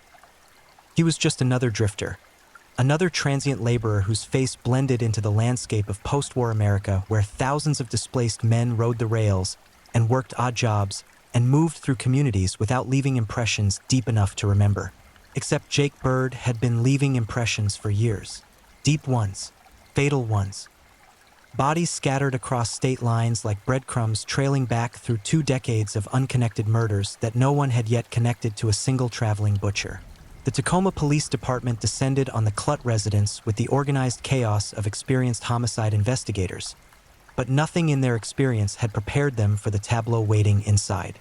Veteran officers, men who'd served in the Pacific Theater and seen combat horrors that censors wouldn't allow newspapers to print, stepped out of that house with faces gone gray and hands that trembled when they tried to light cigarettes. Chief Detective Sergeant Dion G. Beck took point on the investigation. Beck was old-school law enforcement, the kind of cop who'd cut his teeth during Prohibition and knew intimately how dark human nature could twist. He'd worked murder cases that made headlines, solved killings that seemed unsolvable, built a reputation as the kind of investigator who never stopped hunting until the cuffs clicked shut. Standing in the Clutt home, surrounded by evidence of butchery so savage it seemed almost ritualistic, Beck made a promise to the dead. He would find the man who'd done this. He would bring him to justice. He would make sure that Bertha and Beverly June Clutt hadn't died unavenged. He had no idea that promise would eventually kill him. The investigation moved with impressive speed. Witnesses came forward, people who'd noticed a stranger in the neighborhood, a tall, lean black man in his late 30s who'd been doing odd jobs for residents along South Tacoma streets. Someone remembered seeing him near the Clutt residence earlier that day. Someone else recalled a brief conversation, the man's soft-spoken demeanor that seemed utterly at odds with the violence he'd carry through their doors hours later. Jake Bird's face began to materialize from the witness statements like a photograph developing in chemical baths. Features emerging, identity taking shape, a name attached to the monster. Officers found him less than 24 hours after the murders, holed up in a flophouse that catered to transient workers and asked no questions as long as the rent came regular. He didn't run when they knocked, didn't fight when they drew weapons and ordered him to the ground. He simply complied with the dead-eyed calm of a man who'd always known this moment would eventually arrive. The arrest should have been the end of the story. Killer caught, justice served, community trauma beginning the slow process of healing. But Jake Bird's capture was actually the beginning of something far stranger and more terrible than the murders themselves. In the interrogation room at Tacoma Police Headquarters, Detective Beck and his team began the methodical process of building their case. Bird sat across the scarred wooden table wearing the blank expression of a man contemplating middle distance, answering questions with minimal responses that gave away nothing. Then, almost casually, he confessed. Not just to the Clutt murders, though he admitted those readily enough, describing the killings with the emotional detachment of someone recounting a routine chore. No, Jake Bird confessed to more. Many more. He'd been killing for years, he explained in that soft voice. Decades, actually. Women mostly, though not exclusively. Scattered across multiple states, multiple jurisdictions, killed with axes and hammers and knives and whatever implement came easily to hand. Detective Beck listened to the litany of victims with growing horror. This wasn't just a double homicide they'd solved. This was something exponentially worse. A serial killer who'd operated undetected through the entire span of the 1930s and 1940s, leaving behind a body count that Bird himself seemed uncertain of. 44, Bird said at one point, though the number would shift and change in subsequent interviews. Maybe more. He'd lost count somewhere along the way. They all blended together after a while, he explained. All those women screaming the same screams, bleeding the same blood, dying the same deaths. The confession should have been a prosecutor's dream, a defendant admitting to crimes in explicit detail, providing information only the killer could know, gift-wrapping his own conviction. But as Detective Beck would discover, nothing about Jake Bird followed expected patterns. The trial began in October 1948, exactly 1 year after the Clutt murders. The prosecution presented overwhelming evidence: physical forensics, witness testimony, Bird's own confessions. The defense mounted challenges, fought procedural battles, attempted to introduce doubt where none reasonably existed. And throughout it all, Jake Bird sat in the defendant's chair watching the proceedings with those dead eyes, waiting for his moment. The courtroom fell silent when Jake Bird rose to speak. It was November 26, 1948, the day after Thanksgiving, that most American of holidays where families gathered around tables heavy with abundance and gave thanks for blessings. Inside the Tacoma courthouse, a different kind of gathering was taking place. Judge Edward D. Hodge presided from the bench. Prosecutors and defense attorneys occupied their respective tables. The jury sat in their box, ordinary citizens called to pass judgment on extraordinary evil. And Jake Bird stood to address them all. The judge had just denied Bird's motion for a new trial, a Hail Mary legal maneuver that everyone knew would fail, but that defense counsel had pursued anyway because that's what the law required. The formality complete, the proceedings should have moved toward sentencing. Should have followed the predictable choreography of justice toward its inevitable conclusion. Jake Bird had other plans. "I'm putting the Jake Bird hex on all of you who had anything to do with my being punished," he announced, his voice carrying across the courtroom with unexpected power. Not shouting, Bird never shouted, but every syllable landed with the weight of pronouncement, of declaration, of something that sounded uncomfortably like prophecy. The words hung in the air like smoke. Several people in the courtroom shifted uncomfortably. A few nervous laughs rippled through the gallery. The kind of laughter people produce when confronted with something their rational minds reject but their hindbrain recognizes as threat. Judge Hodge banged his gavel, restoring order. The hex, if that's what Bird's statement truly was, went into the official court record as simply another outburst from a convicted killer trying to maintain some illusion of control. Legal observers noted it as curiosity, the kind of dramatic moment that might make newspapers but wouldn't affect the outcome. Jake Bird was sentenced to death by hanging. The execution date was set. Justice, it seemed, would be served. Then people started dying. Detective Sergeant Dion G.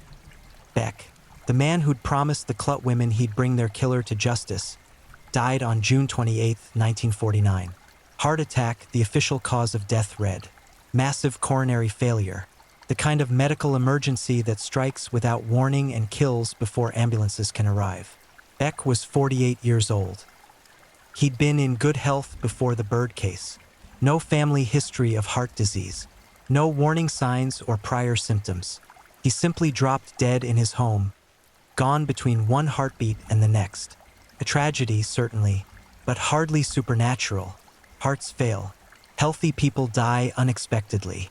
Correlation doesn't equal causation, and attributing Beck's death to some curse spoken by a killer 6 months earlier would be the height of superstitious nonsense.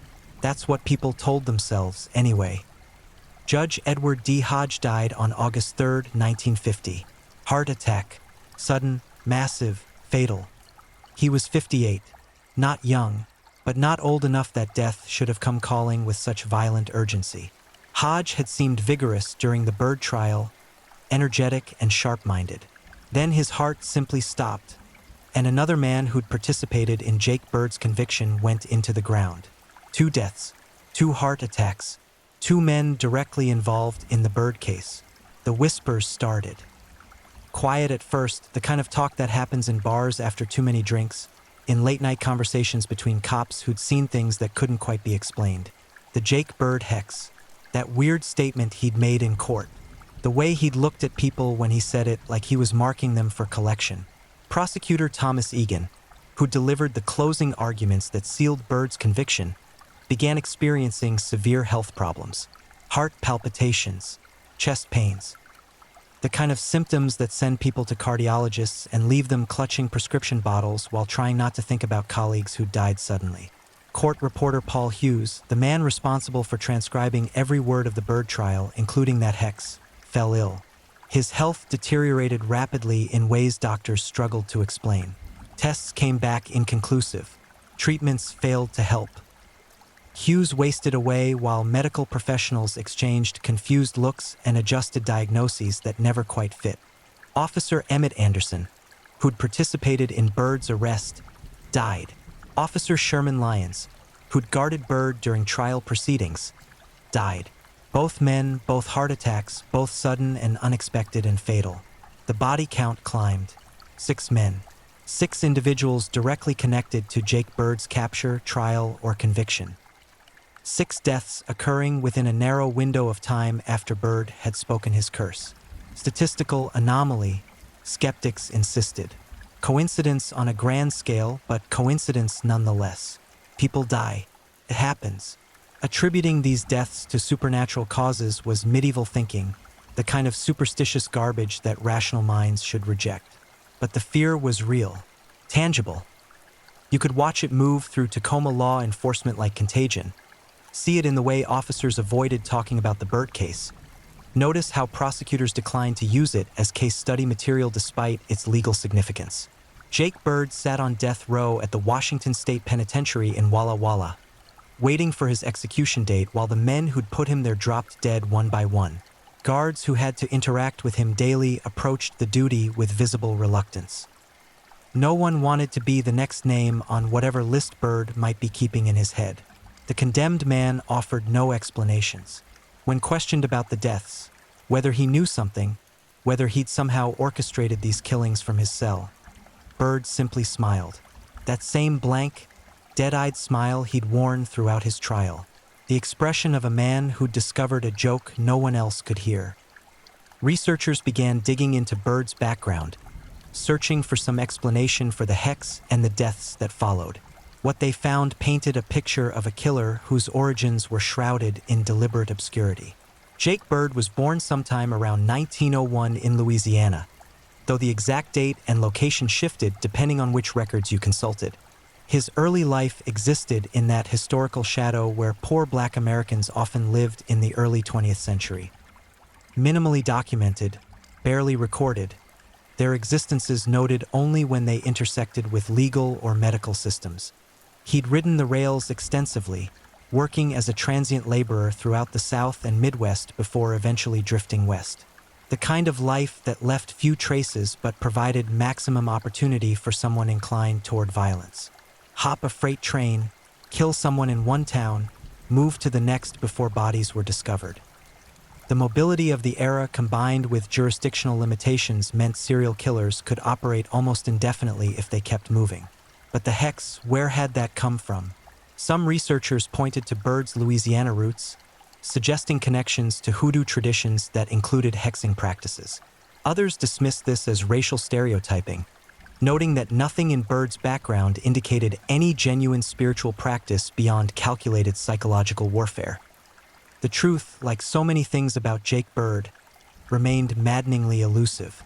What wasn't elusive was the mounting death toll of those who'd condemned him.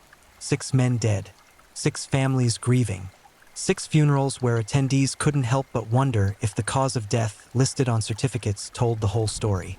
The state of Washington faced an unusual dilemma. They had a confessed serial killer legally sentenced to death, his appeals exhausted, his execution date set. Normally this would be straightforward: carry out the sentence, close the case, move on. But what do you do when the condemned man appears to be killing his captors from behind bars? When fear of supernatural retribution makes people reluctant to participate in his execution? When rumors spread that anyone involved in hanging Jake Bird might be signing their own death warrant?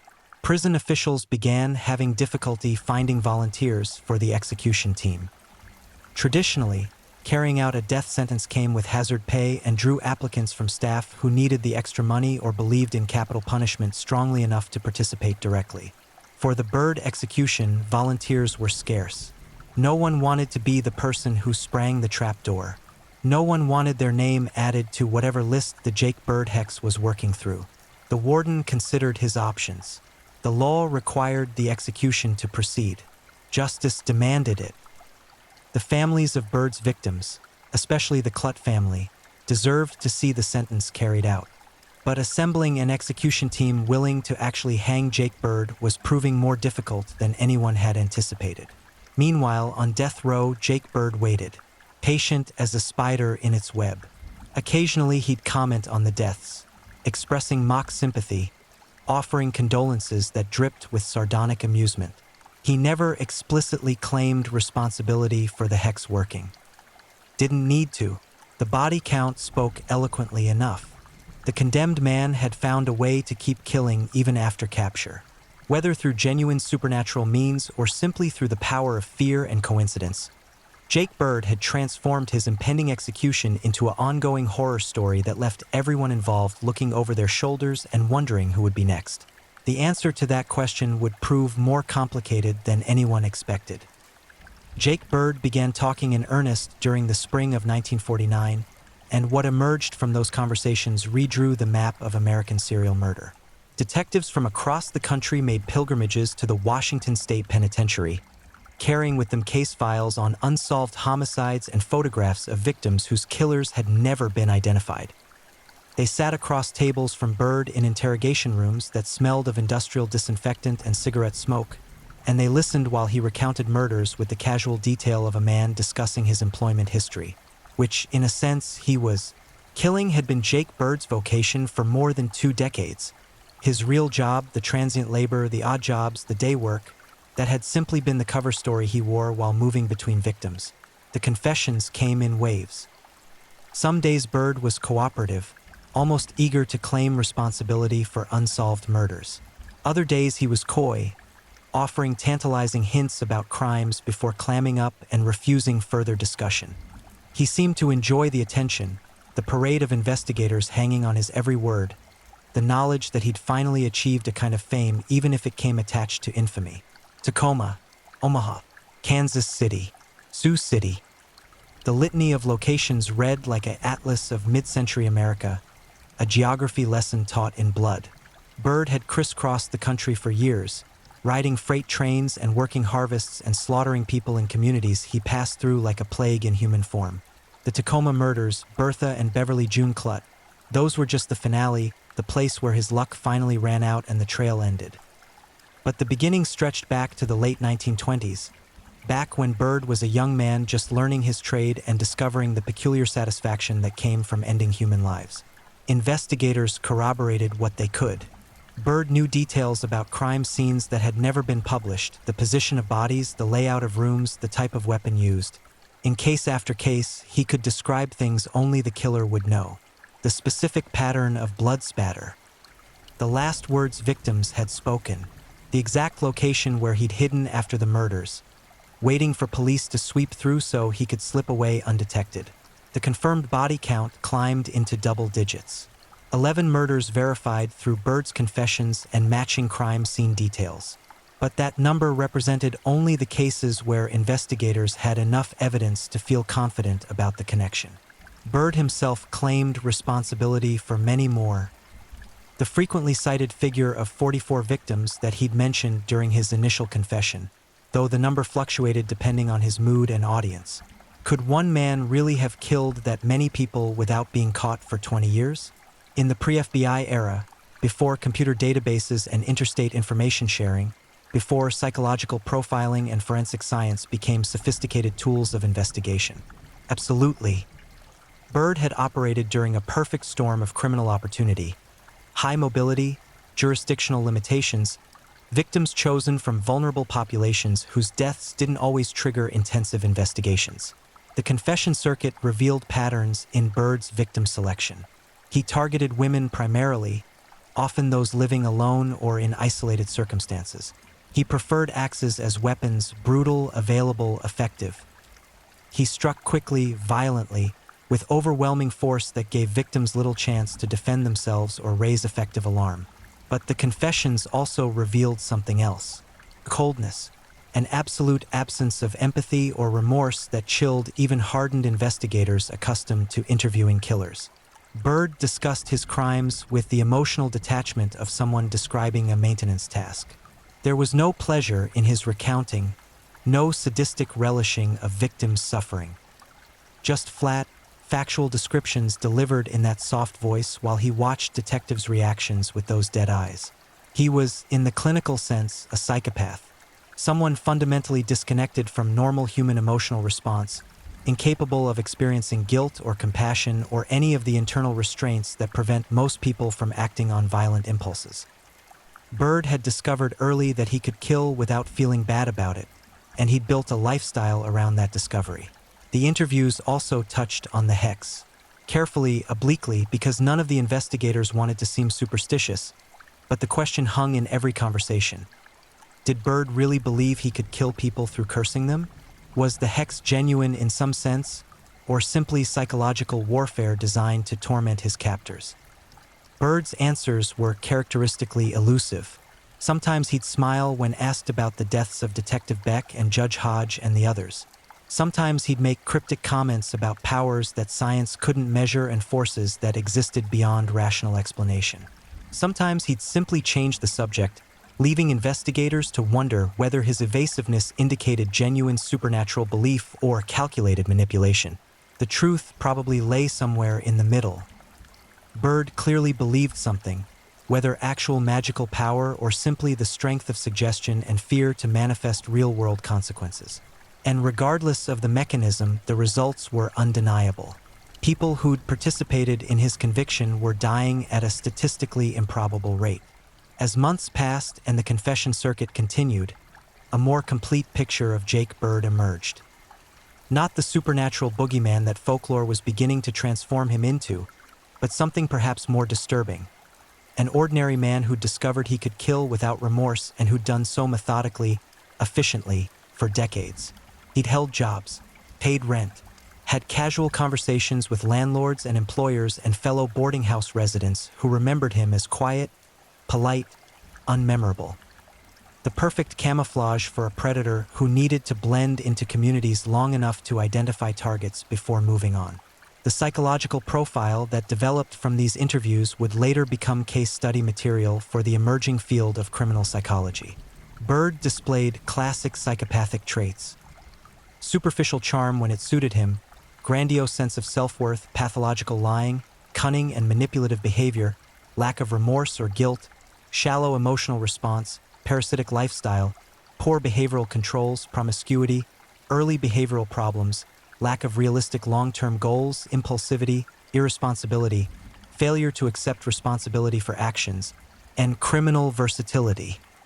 In modern terminology, Jake Bird would be classified as a disorganized serial killer with psychopathic tendencies and high mobility. His crimes showed minimal planning beyond target selection. He left abundant physical evidence, and he made no real effort to establish alibis or deflect suspicion beyond simply leaving town after murders. His success came not from criminal sophistication but from exploiting the limitations of mid-century law enforcement and the invisibility afforded to transient laborers. But clinical analysis couldn't fully capture the impact Bird had on communities he'd terrorized. Families still grieving victims decades old finally got confirmation of what had happened to their loved ones. Unsolved cases that had haunted police departments finally got closure, though the answers brought little comfort. Knowing your mother or daughter or sister had been murdered by Jake Bird didn't resurrect them or ease the grief. It just attached a name and face to the monster. The state of Washington continued preparing for Bird's execution while managing the ongoing fear generated by the hex. Prison officials had assembled an execution team, though recruiting volunteers had required offering increased compensation and providing reassurances that no one truly believed but that everyone desperately needed to hear. That the hex was nonsense, that the deaths were coincidental, that no supernatural force was protecting Jake Bird. The execution date was set for July 15, 1949, then postponed when appeals materialized, then rescheduled. The delays stretched from months into years while Bird sat on death row, confessing to more murders, watching more of his condemners die, waiting with inhuman patience for whatever came next. By 1950, the Jake Bird case had become legendary in law enforcement circles. Cautionary tale, a horror story that cops told each other in the small hours when shifts dragged and conversation turned morbid. The serial killer who'd cursed his captors and watched them die. The confessor whose body count kept climbing even after capture. The state had him. They had legal authority to execute him. But getting from legal authority to actual execution was proving more complicated than anyone had anticipated, because Jake Bird had found a weapon more powerful than any axe: fear itself, and the human imagination's tendency to find patterns in chaos and meaning in coincidence. Whether the Jake Bird hex was real magic or simply real psychology, the effect was identical. People were afraid, and that fear gave a condemned killer more power than he'd ever possessed while free. July 15, 1952. After years of delays, appeals, legal maneuvering, and mounting body counts both real and attributed, Jake Bird's execution date finally arrived without further postponement.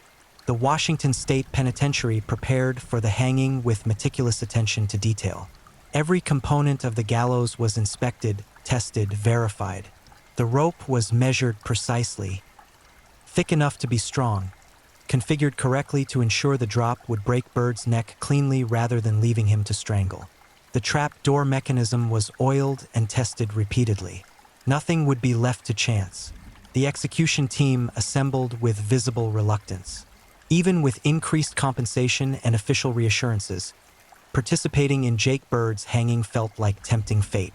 Too many people connected to this case had already died unexpectedly.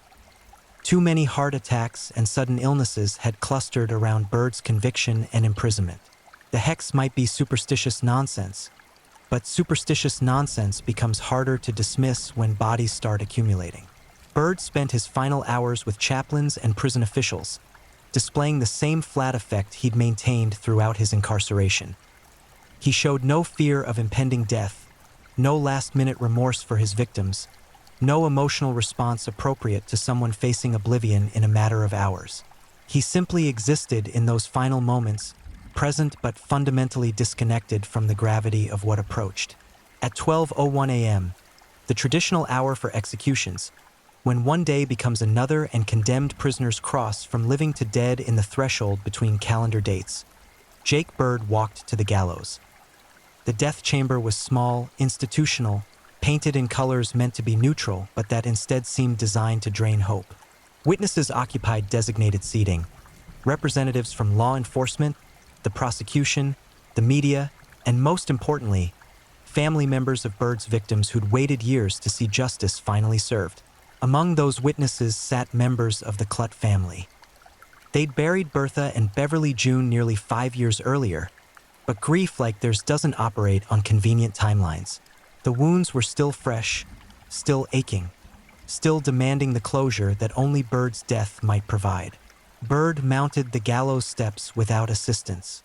13 steps, the traditional number, though few people knew why or how that particular superstition had become standardized in execution protocol. He stood on the trapdoor while guards secured his legs and positioned the noose around his neck. The warden asked if Bird had any final words. This was the moment condemned prisoners traditionally used for apologies, for proclamations of innocence, for final messages to loved ones. Some went to their deaths praying, some defiant, some weeping. Everyone expected Jake Bird would use this opportunity to expand on his hex, to issue more curses, to go out spewing supernatural threats at everyone who'd participated in bringing him to this moment. Bird looked out at the witnesses. His gaze passed across law enforcement officials who'd investigated his crimes, across prosecutors who'd convicted him, across family members of his victims who'd come to watch him die. And in a voice that carried clearly through the death chamber, Jake Bird spoke his final words. "I'm not sorry for anything I've done. No curses, no hexes, no supernatural threats. Just one final declaration of absolute psychopathy from a man who'd killed for decades without ever developing the capacity for remorse." The hood went over his head, blocking his face from view. The guard stepped back, clearing the trapdoor. The warden gave the signal. The mechanism activated with mechanical precision. The trapdoor dropped. Jake Bird fell through, the rope snapping taut with a sound that witnesses would later struggle to describe. Somewhere between a crack and a thump, the sound of physics doing violence to the human body in service of legal execution. Bird's neck broke cleanly. Death was instantaneous, or as instantaneous as hanging ever achieves. His body swayed at the end of the rope for the prescribed time while a doctor monitored for any signs of life. Finding none, the physician pronounced Jake Bird dead at 12:17 a.m. on July 15, 1952. The body was cut down, examined, officially certified as deceased, and prepared for burial. Bird had no family who claimed the remains, no requests for any particular disposal. He was interred in the prison cemetery, his grave marked with a simple numbered marker that identified him only as another executed prisoner. The execution should have ended the story. Killer dead, justice served, case closed. The Jake Bird hex should have lost its power with Bird's death, should have been revealed as nothing more than psychological manipulation and unfortunate coincidence, once the man himself could no longer benefit from the fear he generated. Except the deaths didn't stop. 2 more men connected to the Bird case died within months of the execution. Heart attacks, both of them. Sudden, unexpected, fatal. The hex had reached 8 confirmed victims now. 8 men who'd participated in Jake Bird's capture, conviction, or imprisonment, all dead from similar causes within a narrow window of time. Skeptics pointed out that heart disease was the leading cause of death in mid-century America. That men in high-stress occupations like law enforcement faced elevated cardiac risk. That coincidences happened and humans were pattern-seeking animals prone to finding meaning in random events. But believers noted that the statistical clustering was remarkable. That 8 deaths among a relatively small group of people connected to a single case exceeded what probability would predict. That Jake Bird had seemed genuinely confident in his hex's power, displaying none of the behavior of someone bluffing or manufacturing psychological warfare. The truth, as always, remained elusive. Medical examiners found no evidence of foul play in any of the deaths. No poison, no violence, no sign of anything except hearts that simply stopped beating. If the hex was real, it operated through mechanisms that left no forensic trace. The Jake Bird case entered true crime folklore as something unique, a serial killer who'd murdered dozens, but whose most disturbing legacy might have been the deaths he allegedly caused after capture. The hex became the hook, the element that elevated Bird from just another traveling murderer to something darker and more mysterious. Subsequent researchers attempted to verify Bird's claimed body count. The number 44 appeared frequently in accounts, though solid confirmation existed for only 11 murders. The gap between claimed and confirmed victims remained frustratingly large, limited by the degradation of old case files, the death of witnesses, and the simple passage of time. Some investigators believed Bird exaggerated his kill count, inflating numbers to seem more prolific and dangerous than reality supported.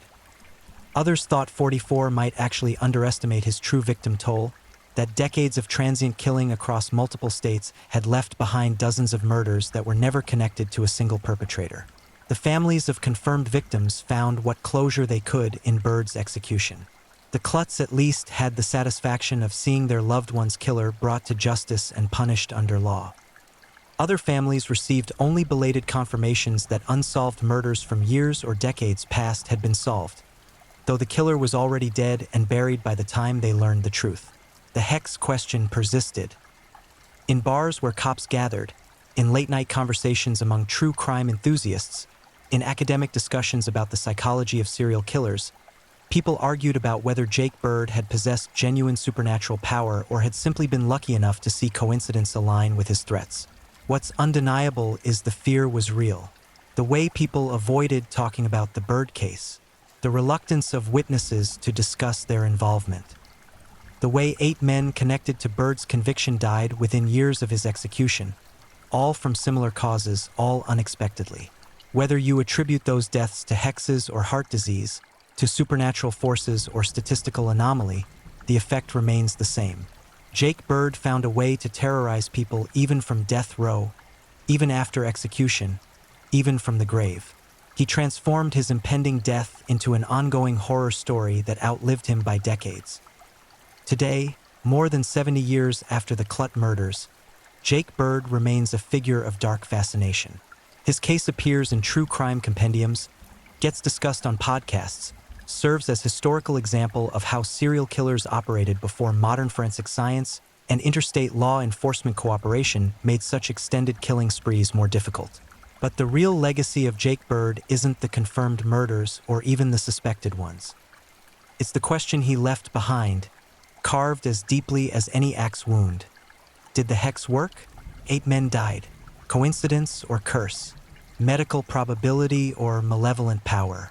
Random chance or deliberate supernatural consequence?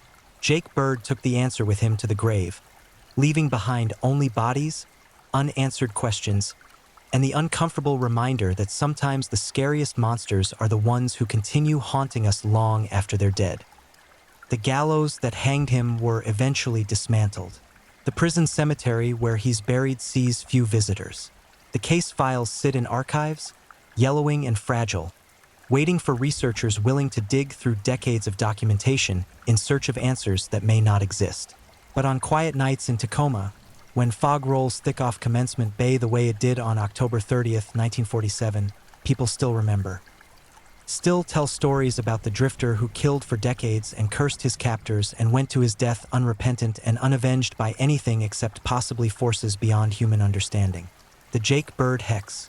Real or imagined, supernatural or psychological, genuine magic or masterful manipulation. In the end, the distinction might not matter. The fear was real. The deaths were real.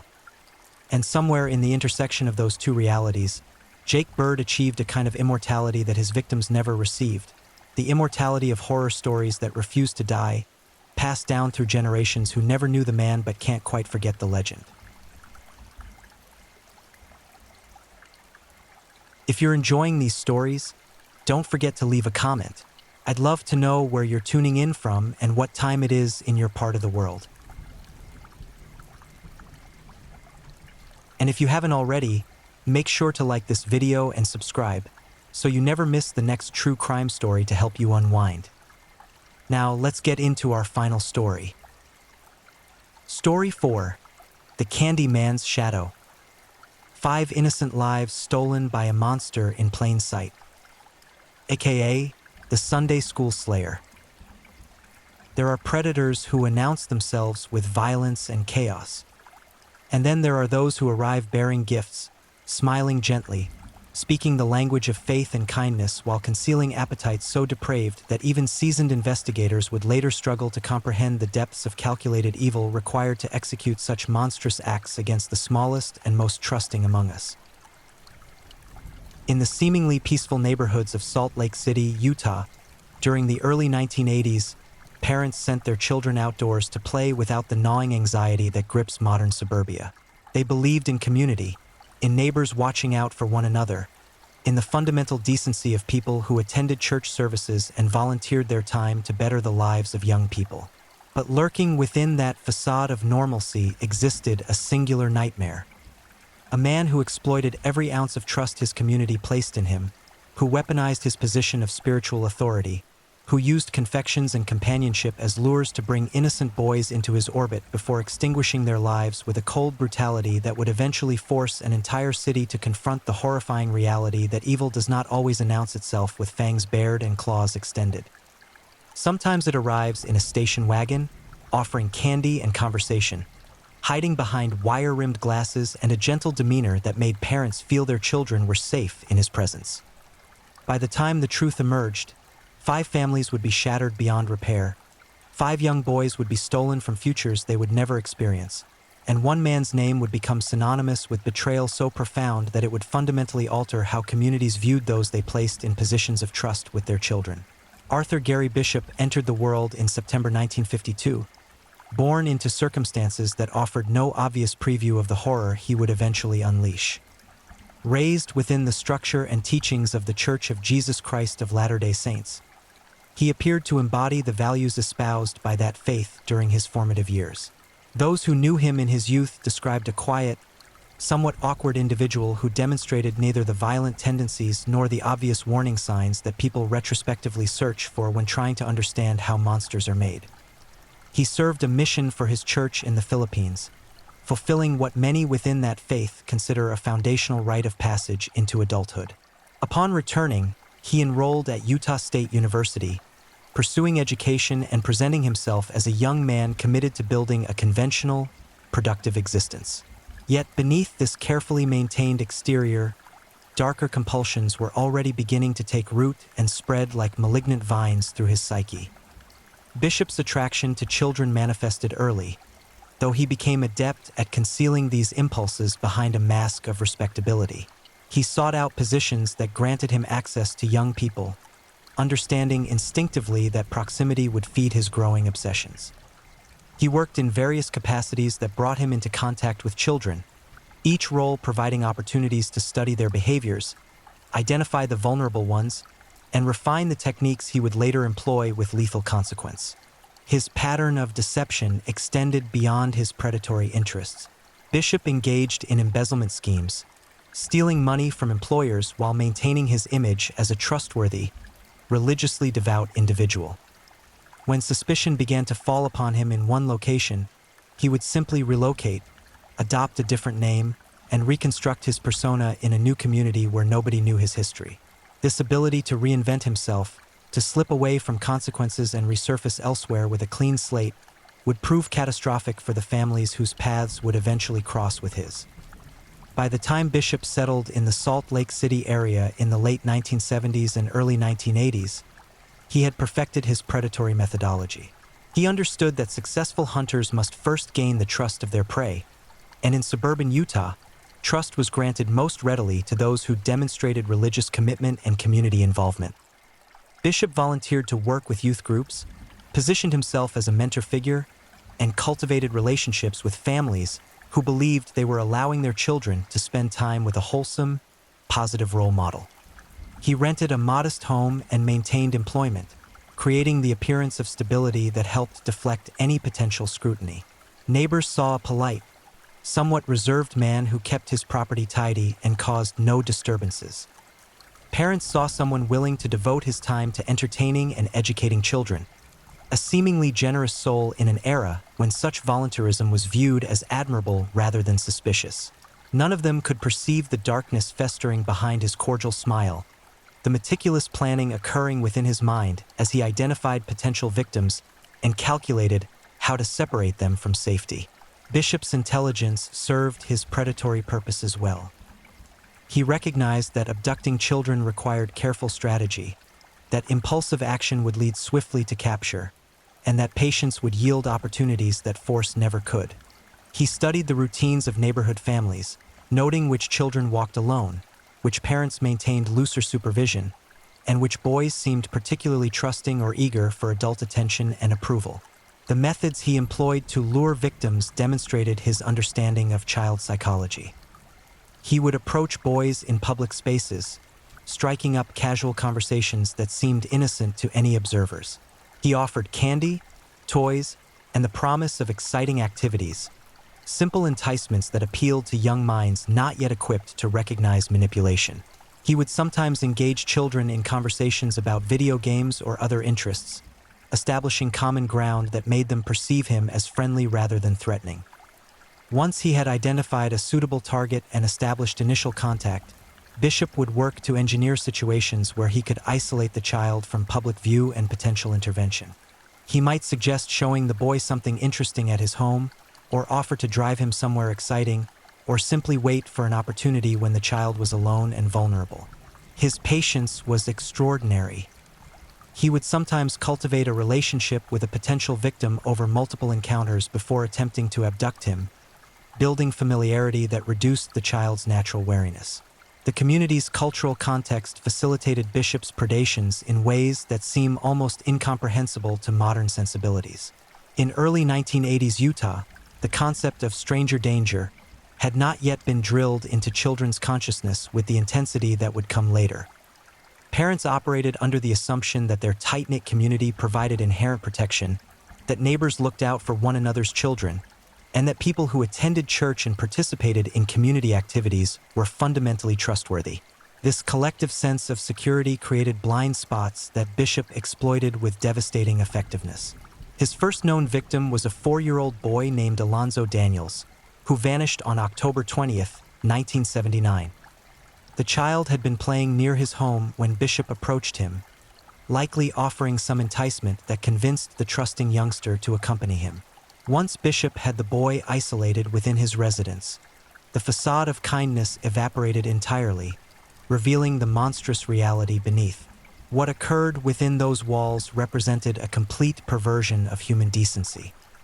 Bishop sexually assaulted the terrified child, gratifying his depraved compulsions while the boy likely cried out for parents who could not hear him, for safety that would never arrive.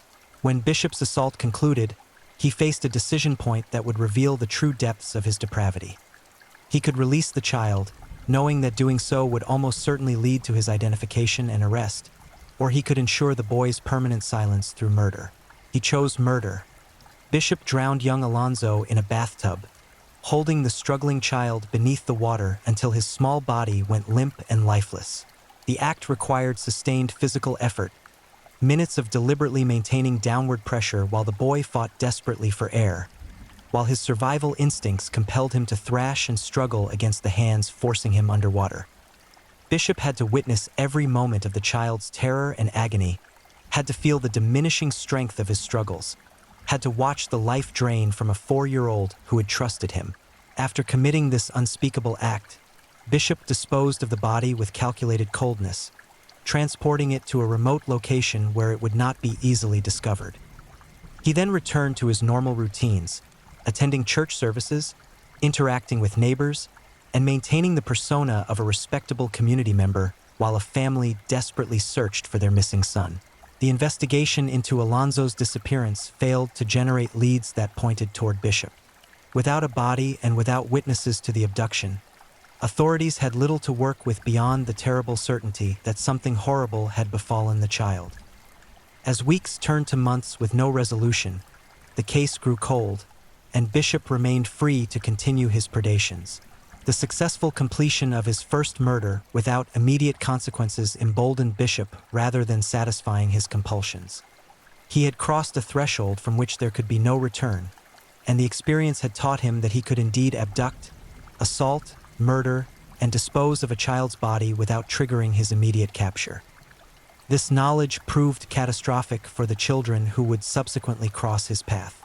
Nearly 4 years passed before Bishop claimed his second victim, though this gap should not be interpreted as dormancy in his predatory interests. More likely, he spent those years carefully selecting targets, waiting for opportunities where risks seemed minimal, and possibly engaging in non-fatal assaults that never came to official attention. The mechanisms of his self-control remain unknowable, but what is certain is that his appetite for violence against children had not diminished during that interval. On November 9, 1983, 11-year-old Kim Peterson left his home in the Salt Lake City area, heading out on what should have been an ordinary errand to a local convenience store. He never arrived at his destination, and he would never return home. Bishop had spotted the boy and recognized an opportunity, approaching him with whatever enticement succeeded in convincing Kim to deviate from his intended route. Once Bishop had Kim isolated within his residence. The pattern established with Alonzo repeated itself with horrifying precision. He subjected the 11-year-old to sexual assault, gratifying his twisted desires while the boy experienced unimaginable terror and violation.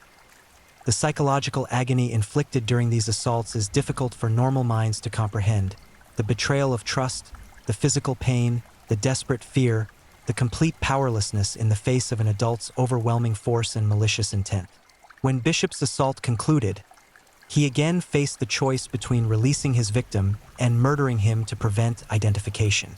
Once more, he chose murder, though the method differed from his first killing. Rather than drowning, Bishop manually strangled Kim Peterson, wrapping his hands around the boy's throat and applying sustained pressure until the child's struggles ceased and death claimed him. This method required even more direct, intimate contact with his victim's suffering than drowning had demanded. Bishop had to feel the boy's pulse racing beneath his fingers, had to watch the life fade from his eyes, had to maintain his deadly grip through every moment of Kim's terrified resistance. Following the murder, Bishop transported Kim's body to a remote location in the Utah wilderness where it would remain hidden from searchers. He once again returned to his regular life, his secret secure, while another family descended into the nightmare of a missing child. The investigation into Kim Peterson's disappearance similarly failed to generate evidence pointing toward Bishop. The boy had simply vanished during a routine outing, leaving behind frantic parents and investigators with no substantial leads to pursue. The community began to experience a dawning unease, a creeping recognition that something predatory might be operating within their midst, but without evidence linking the disappearances, authorities could not confirm that a serial predator was actively hunting their children. Bishop's third victim came shockingly soon after his second, suggesting that his compulsions were accelerating, that the intervals between murders were compressing, that he was descending deeper into the grip of his monstrous appetites. On October 20th, 1983, less than 2 months after taking Kim Peterson, Bishop abducted 4-year-old Danny Davis. The circumstances of Danny's disappearance followed the now-established pattern. The small child was playing in his neighborhood when Bishop approached him, using his practiced techniques to convince the trusting boy to accompany him. Once isolated within Bishop's residence, Danny suffered the same horrific fate as the previous victims. Sexual assault followed by murder to ensure his silence. Bishop drowned Danny in a bathtub, employing the same method he had used to kill Alonzo Daniels 4 years earlier. The deliberate act of holding a 4-year-old child's head underwater, maintaining that pressure through the desperate seconds of the boy's struggle for breath, watching the panic and terror in his eyes as consciousness faded. These actions required a level of cruelty and dissociation from empathy that marks Bishop as fundamentally divorced from normal human emotional functioning. After murdering Danny, Bishop disposed of the body with the same cold efficiency he had employed with his previous victims, secreting it away in a location where searchers would not easily discover it. 3 families now lived in the agonizing limbo of missing children. 3 sets of parents tortured by not knowing whether their sons lived or died, clinging to hope while fearing the worst. The 4th victim entered Bishop's orbit in June 1984. 6-year-old Troy Ward was playing near his home when Bishop spotted him and recognized another opportunity to satisfy his compulsions. Troy was a trusting child, and Bishop's practiced approach succeeded in convincing him to leave the safety of his neighborhood and accompany this seemingly kind adult. The assault and murder of Troy Ward followed the same nightmarish pattern as the previous killings. Bishop sexually violated the 6-year-old before strangling him to death, once again choosing manual strangulation as his method of ensuring the child's permanent silence. The intimate brutality of this method, feeling the boy's pulse slow and stop beneath his hands, watching terror give way to unconsciousness and then death, demonstrated Bishop's complete lack of human empathy or remorse. Troy's body was also transported to a remote disposal site, hidden away from the increasingly desperate searches being conducted by law enforcement and community volunteers. For families now grieved, for sets of parents lived in agony, and still Bishop remained undetected, his reputation as a respectable community member intact. By this point, the pattern of missing boys in the Salt Lake City area had become impossible to ignore. Law enforcement agencies recognized that a predator was almost certainly operating within the community, systematically abducting and likely murdering young boys. Public awareness heightened, parents became more vigilant about supervising their children, and the collective sense of security that had previously characterized the community eroded beneath the weight of fear and grief. Yet, even with increased vigilance, Bishop managed to claim a fifth victim. On July 14, 1983, 13-year-old Graham Cunningham disappeared after leaving his home to participate in what should have been an ordinary summer activity. Bishop had likely been watching him, studying his routines, waiting for an opportunity to isolate him from witnesses and potential intervention. Graham represented Bishop's oldest victim, a 13-year-old on the cusp of adolescence rather than a small child. This selection suggested either that Bishop's victim preferences were broadening or that opportunities to abduct younger children had become more difficult as parental vigilance increased in response to the string of disappearances. Regardless of the motivation, Graham's age did nothing to protect him from the horror that awaited once Bishop succeeded in isolating him. The assault and murder followed the established pattern, though specific details of how Bishop killed Graham remain part of the confidential investigative record. What is certain is that the 13-year-old suffered sexual violence before Bishop ended his life, adding a fifth victim to the growing toll of stolen children and shattered families. Bishop disposed of Graham's body in another remote location, maintaining the pattern of concealment that had allowed him to evade detection through multiple murders. 5 families now lived in anguish, 5 young lives had been brutally extinguished, and still the predator moved freely through the community, his secret intact. Every successful predator eventually makes a mistake, commits an error that creates the opening through which justice can finally penetrate their carefully constructed defenses. For Arthur Gary Bishop, that critical mistake occurred when he attempted to abduct a 6th victim in the summer of 1983, an attempt that would finally begin the process of unraveling his facade and exposing the monster concealed beneath.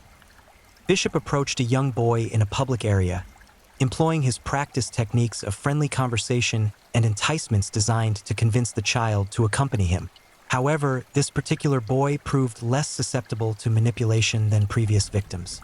Whether through instinct, prior warnings from parents, or simply a less trusting nature, the child resisted Bishop's overtures and managed to escape the situation before Bishop could successfully isolate him.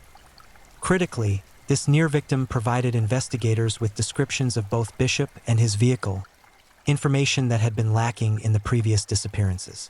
For the first time, law enforcement had concrete details about a suspicious individual who had attempted to lure a child away from safety.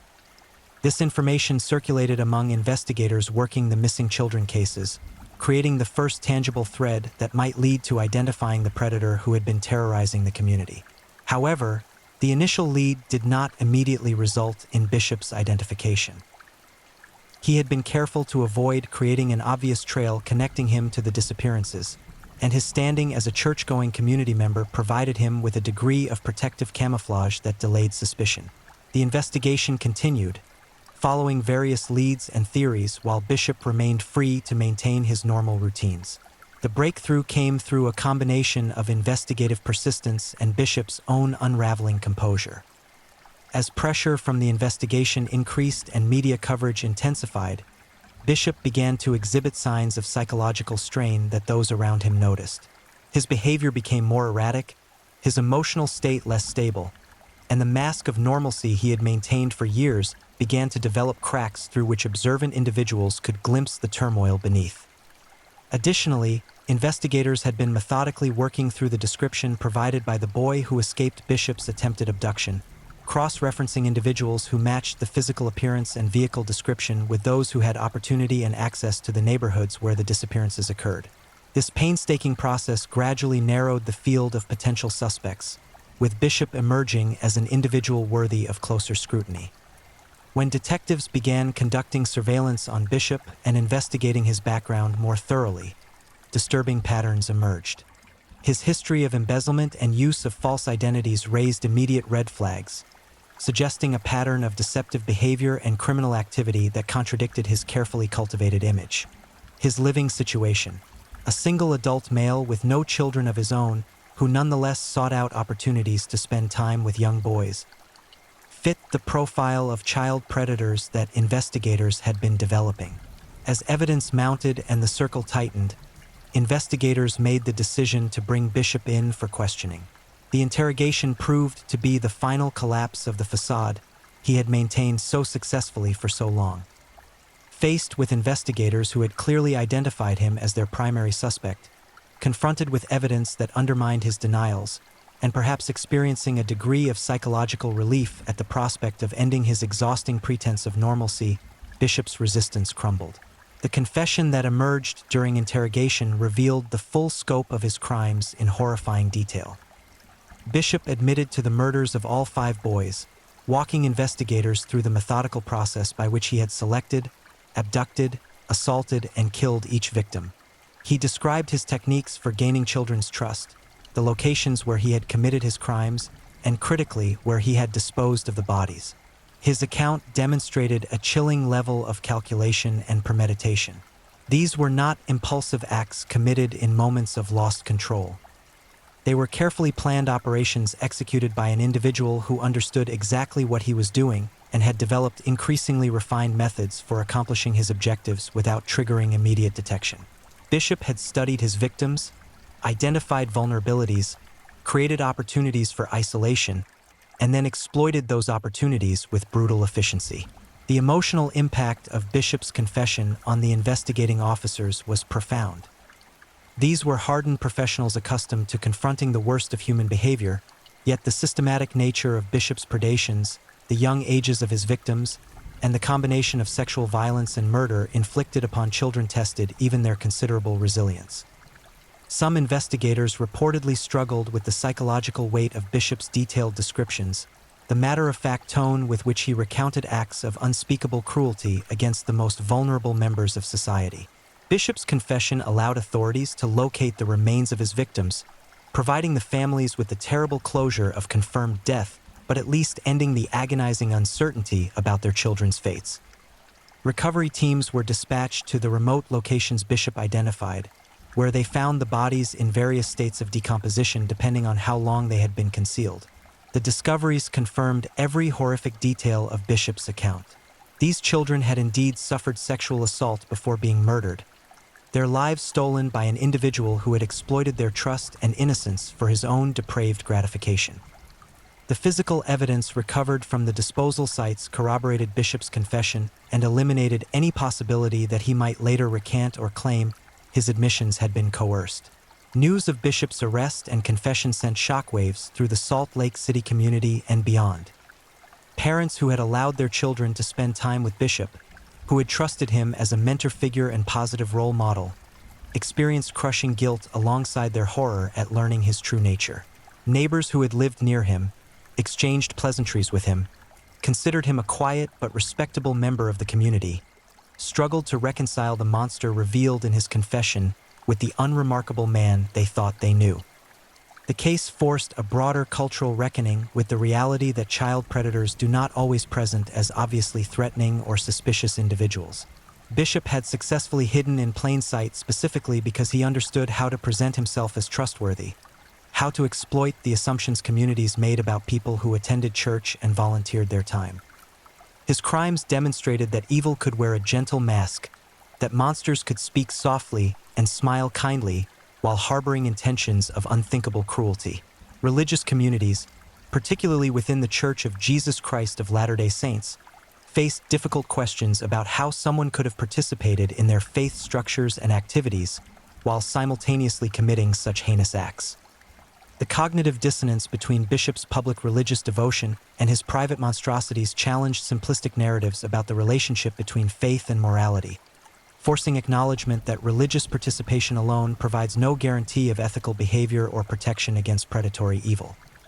Mental health professionals and criminologists studied Bishop's case intensively, seeking to understand the psychological mechanisms that enabled him to function in society while harboring and acting upon such destructive compulsions. His ability to compartmentalize his predatory activities from his public persona, to maintain relationships and employment while secretly planning and executing murders, demonstrated a level of dissociation that fascinated and horrified researchers attempting to develop better tools for identifying potential predators before they could claim victims. The investigation revealed that Bishop had consumed child pornography, material that both fed his deviant sexual interests and normalized in his mind the exploitation of children. This discovery contributed to growing awareness about the connection between consumption of such material and escalation to hands-on offenses, informing subsequent policy debates about law enforcement priorities regarding child exploitation materials. Arthur Gary Bishop faced the criminal justice system in proceedings that commanded intense public attention and media coverage. The prosecution mounted a case built upon Bishop's own detailed confession, the physical evidence recovered from body disposal sites, and testimony from investigators who had worked the case. The defense faced the nearly impossible task of representing a client who had admitted to murdering 5 children, whose guilt was established beyond any reasonable doubt, and whose crimes had generated such profound public revulsion that finding impartial jurors posed significant challenges. Bishop ultimately entered guilty pleas to 5 counts of murder, acknowledging his responsibility for the deaths of Alonzo Daniels, Kim Peterson, Danny Davis, Troy Ward, and Graham Cunningham. The plea negotiations centered primarily on sentencing rather than guilt or innocence, with prosecutors seeking the death penalty while defense attorneys argued for life imprisonment. The sentencing phase of the proceedings allowed families of the victims to confront Bishop directly, to give voice to the bottomless grief and rage his actions had created in their lives. Parents stood before the court and described the children he had stolen from them, their personalities, their dreams, their futures that would never be realized. They spoke of birthdays celebrated without the birthday child, of holidays haunted by absence, of the daily torture of living with knowledge about how their sons had suffered in their final moments. These victim impact statements stripped away any remaining abstraction from Bishop's crimes, confronting him and the court with the human devastation his actions had wrought. The children he murdered were not anonymous statistics but beloved sons and brothers, each one a unique individual whose loss created an unfeasible void in the lives of everyone who loved them. Bishop himself reportedly showed minimal emotional response during these proceedings, maintaining the same flat effect that had characterized much of his confession. Whether this represented genuine lack of remorse, psychological dissociation, or simply emotional exhaustion after years of maintaining his facade remained unclear. Some observers interpreted his demeanor as evidence of sociopathic personality characteristics, a fundamental inability to experience normal human empathy or guilt despite intellectual understanding that his actions were wrong. The court ultimately sentenced Arthur Gary Bishop to death, determining that the aggravated nature of his crimes, the deliberate targeting of children, the sexual violence, the multiple victims, the calculated planning and concealment, warranted the ultimate punishment available under law. This sentence reflected both the severity of his offenses and society's judgment that some acts placed their perpetrators beyond any possibility of redemption or rehabilitation. Bishop was transported to Utah State Prison to await execution, joining death row inmates in the isolated existence that characterizes maximum security incarceration. The years between sentencing and execution stretched out as the appellate process ran its course, automatic reviews examining whether any legal errors had occurred during his prosecution that might warrant a new trial or reduced sentence. During his time on death row, Bishop reportedly became involved with religious activities again, though the sincerity of this renewed faith remained a matter of debate. Some interpreted his religious engagement as genuine spiritual awakening and remorse for his crimes, while others viewed it skeptically as another manifestation of the same manipulative tendencies that had allowed him to present himself as a devout community member while secretly murdering children. In the years approaching his execution date, Bishop gave occasional interviews to journalists and researchers, providing insights into his psychological state and his own understanding of his crimes. In these conversations, he reportedly expressed regret for his actions, though whether this represented genuine remorse or simply intellectual acknowledgement that he had destroyed lives remained ambiguous. He spoke about his addiction to pornography and how it had fueled his descent into increasingly deviant sexual interests, though he stopped short of using this as an excuse for his crimes, acknowledging that millions of people consume pornography without progressing to child sexual abuse and murder. These interviews provided some limited insight into the internal experience of a child killer, though the reliability of Bishop's self-reporting remained questionable given his documented history of deception. He claimed to have struggled against his attractions to children, to have attempted to control his impulses through religious devotion, only to have those attempts fail catastrophically. Mental health professionals studying his case noted that sexual attraction to children, when combined with lack of effective impulse control and empathy deficits, could indeed create the dangerous combination that characterized Bishop's crimes. As his execution date approached, Bishop made the decision not to pursue further appeals or attempts to delay or overturn his death sentence. This choice suggested either that he had genuinely accepted responsibility for his crimes and acknowledged the appropriateness of his punishment, or that he simply lacked the will to continue fighting for his life after years of incarceration. Regardless of his motivations, his decision meant that his execution would proceed as scheduled. On June 10, 1988, Arthur Gary Bishop was executed by lethal injection at Utah State Prison.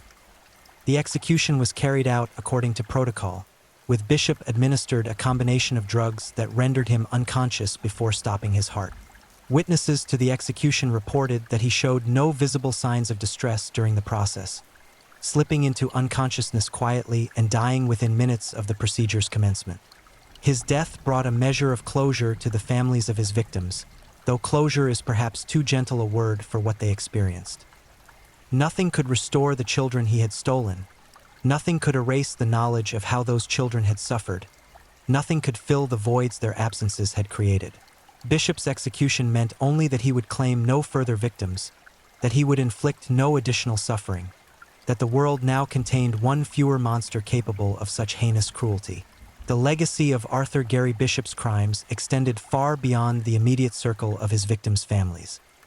His case became a watershed moment in public awareness about child predators and the tactics they employ to gain access to victims.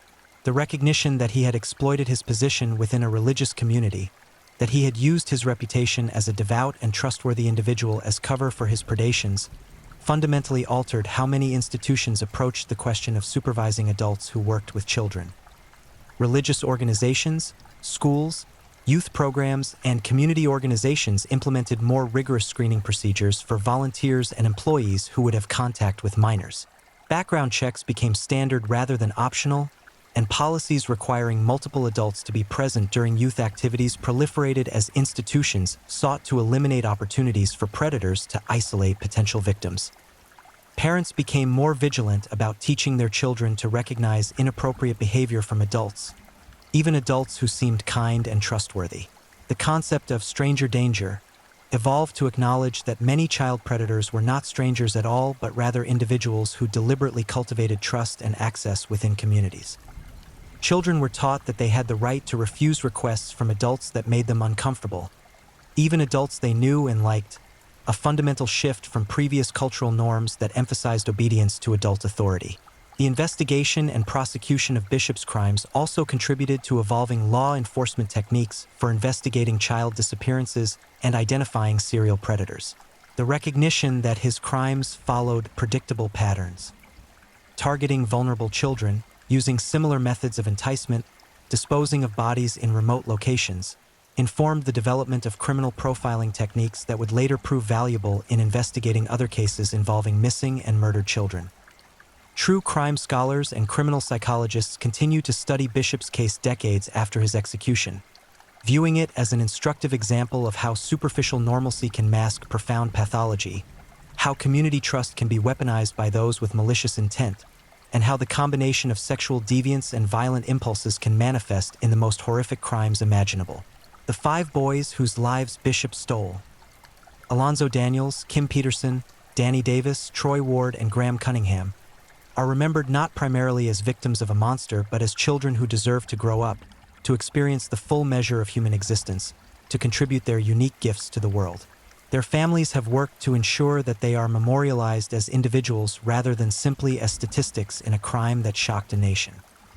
In the final accounting, Arthur Gary Bishop stands as a grim reminder that evil exists, that it sometimes hides behind masks of respectability and religious devotion, and that eternal vigilance is required to protect the most vulnerable members of society from those who would exploit and destroy them for incomprehensible gratification.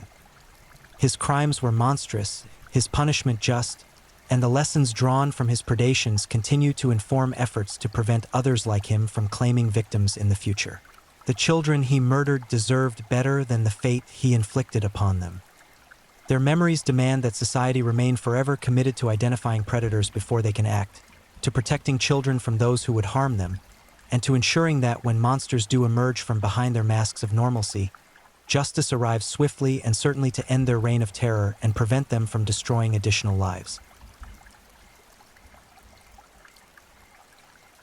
Thank you for watching and being part of this dive into the dark and fascinating stories that keep us all on edge. If you enjoyed the ride, remember to like, subscribe, and share with others who crave a good mystery. Tell us where you're watching from. I love knowing where in the world our true crime family is tuning in. Your presence means a lot. Until next time, stay safe, stay curious, and keep digging into the shadows where truth and mystery meet.